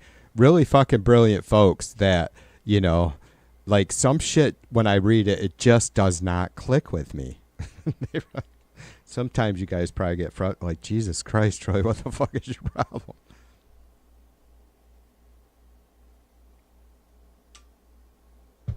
All right, Fred, be cool, brother. Yeah, I don't know how much longer I'm going to hang out anyways. I've already been yapping my ass off for a good 3.5 hours. I don't know if maybe, I mean, I don't know. I thought that there was going to be some good trouble protests or whatever. Maybe it's not going to be until tomorrow. I'm not seeing jack shit anywheres, so. And it certainly doesn't look like there's much happening downtown there in LA. At all.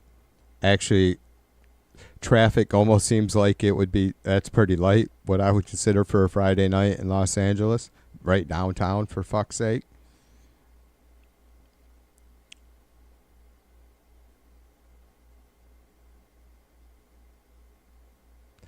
Oh, I do see another person live from downtown Los Angeles, but no crowds. No police officers that I see anywhere.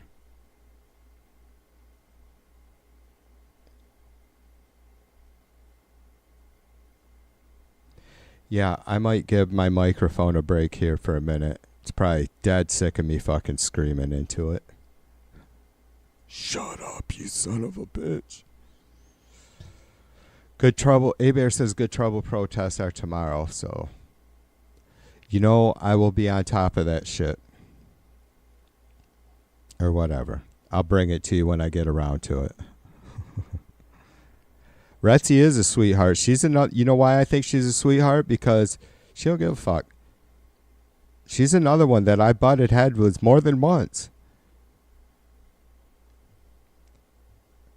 But I also think she's well worth. I mean, she's certainly well worth any time we can have to fucking spend and yap with her.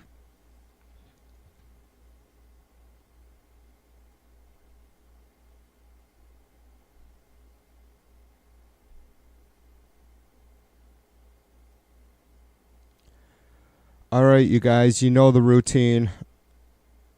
Thanks to all of you for coming by. Thanks to you folks that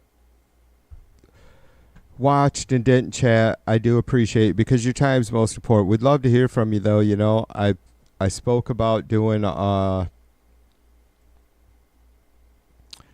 unmoderated streams. I don't know how I want to handle it, if I actually want to be on camera, if I just want to like maybe run some CNN or something. I don't know.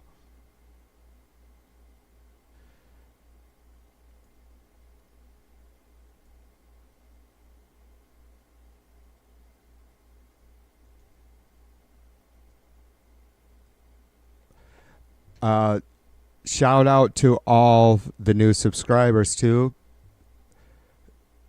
I appreciate you. If you just recently subscribed, next time I'm live, come in and say hi and say, hey, TV, subscribe to your channel. Haven't chatted. This is why, or whatever. Or if you just come in and say hi.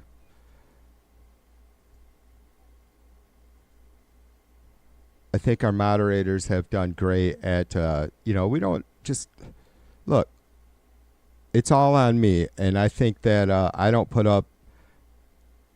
have a very high tolerance for, I guess, certain kinds of fucking bullshit like the racism, sexism, homophobia, right? Really fucking, that shit, it really gets to me quick.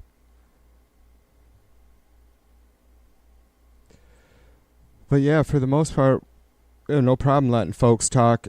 You can come in and tell us how much you love Trump and why. Come in and tell us why, regardless of Trump being... All right, I'm going to try and keep it clean. Try and keep it civil.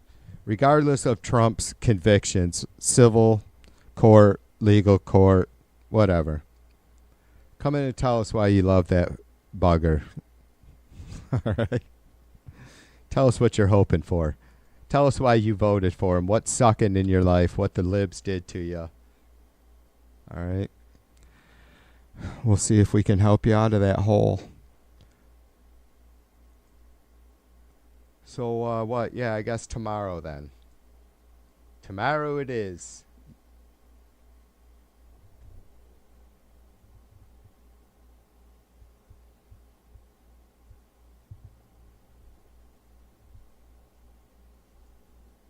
All right, tomorrow it is. All right, I appreciate you guys. Be good. Peace and love. TV2 out.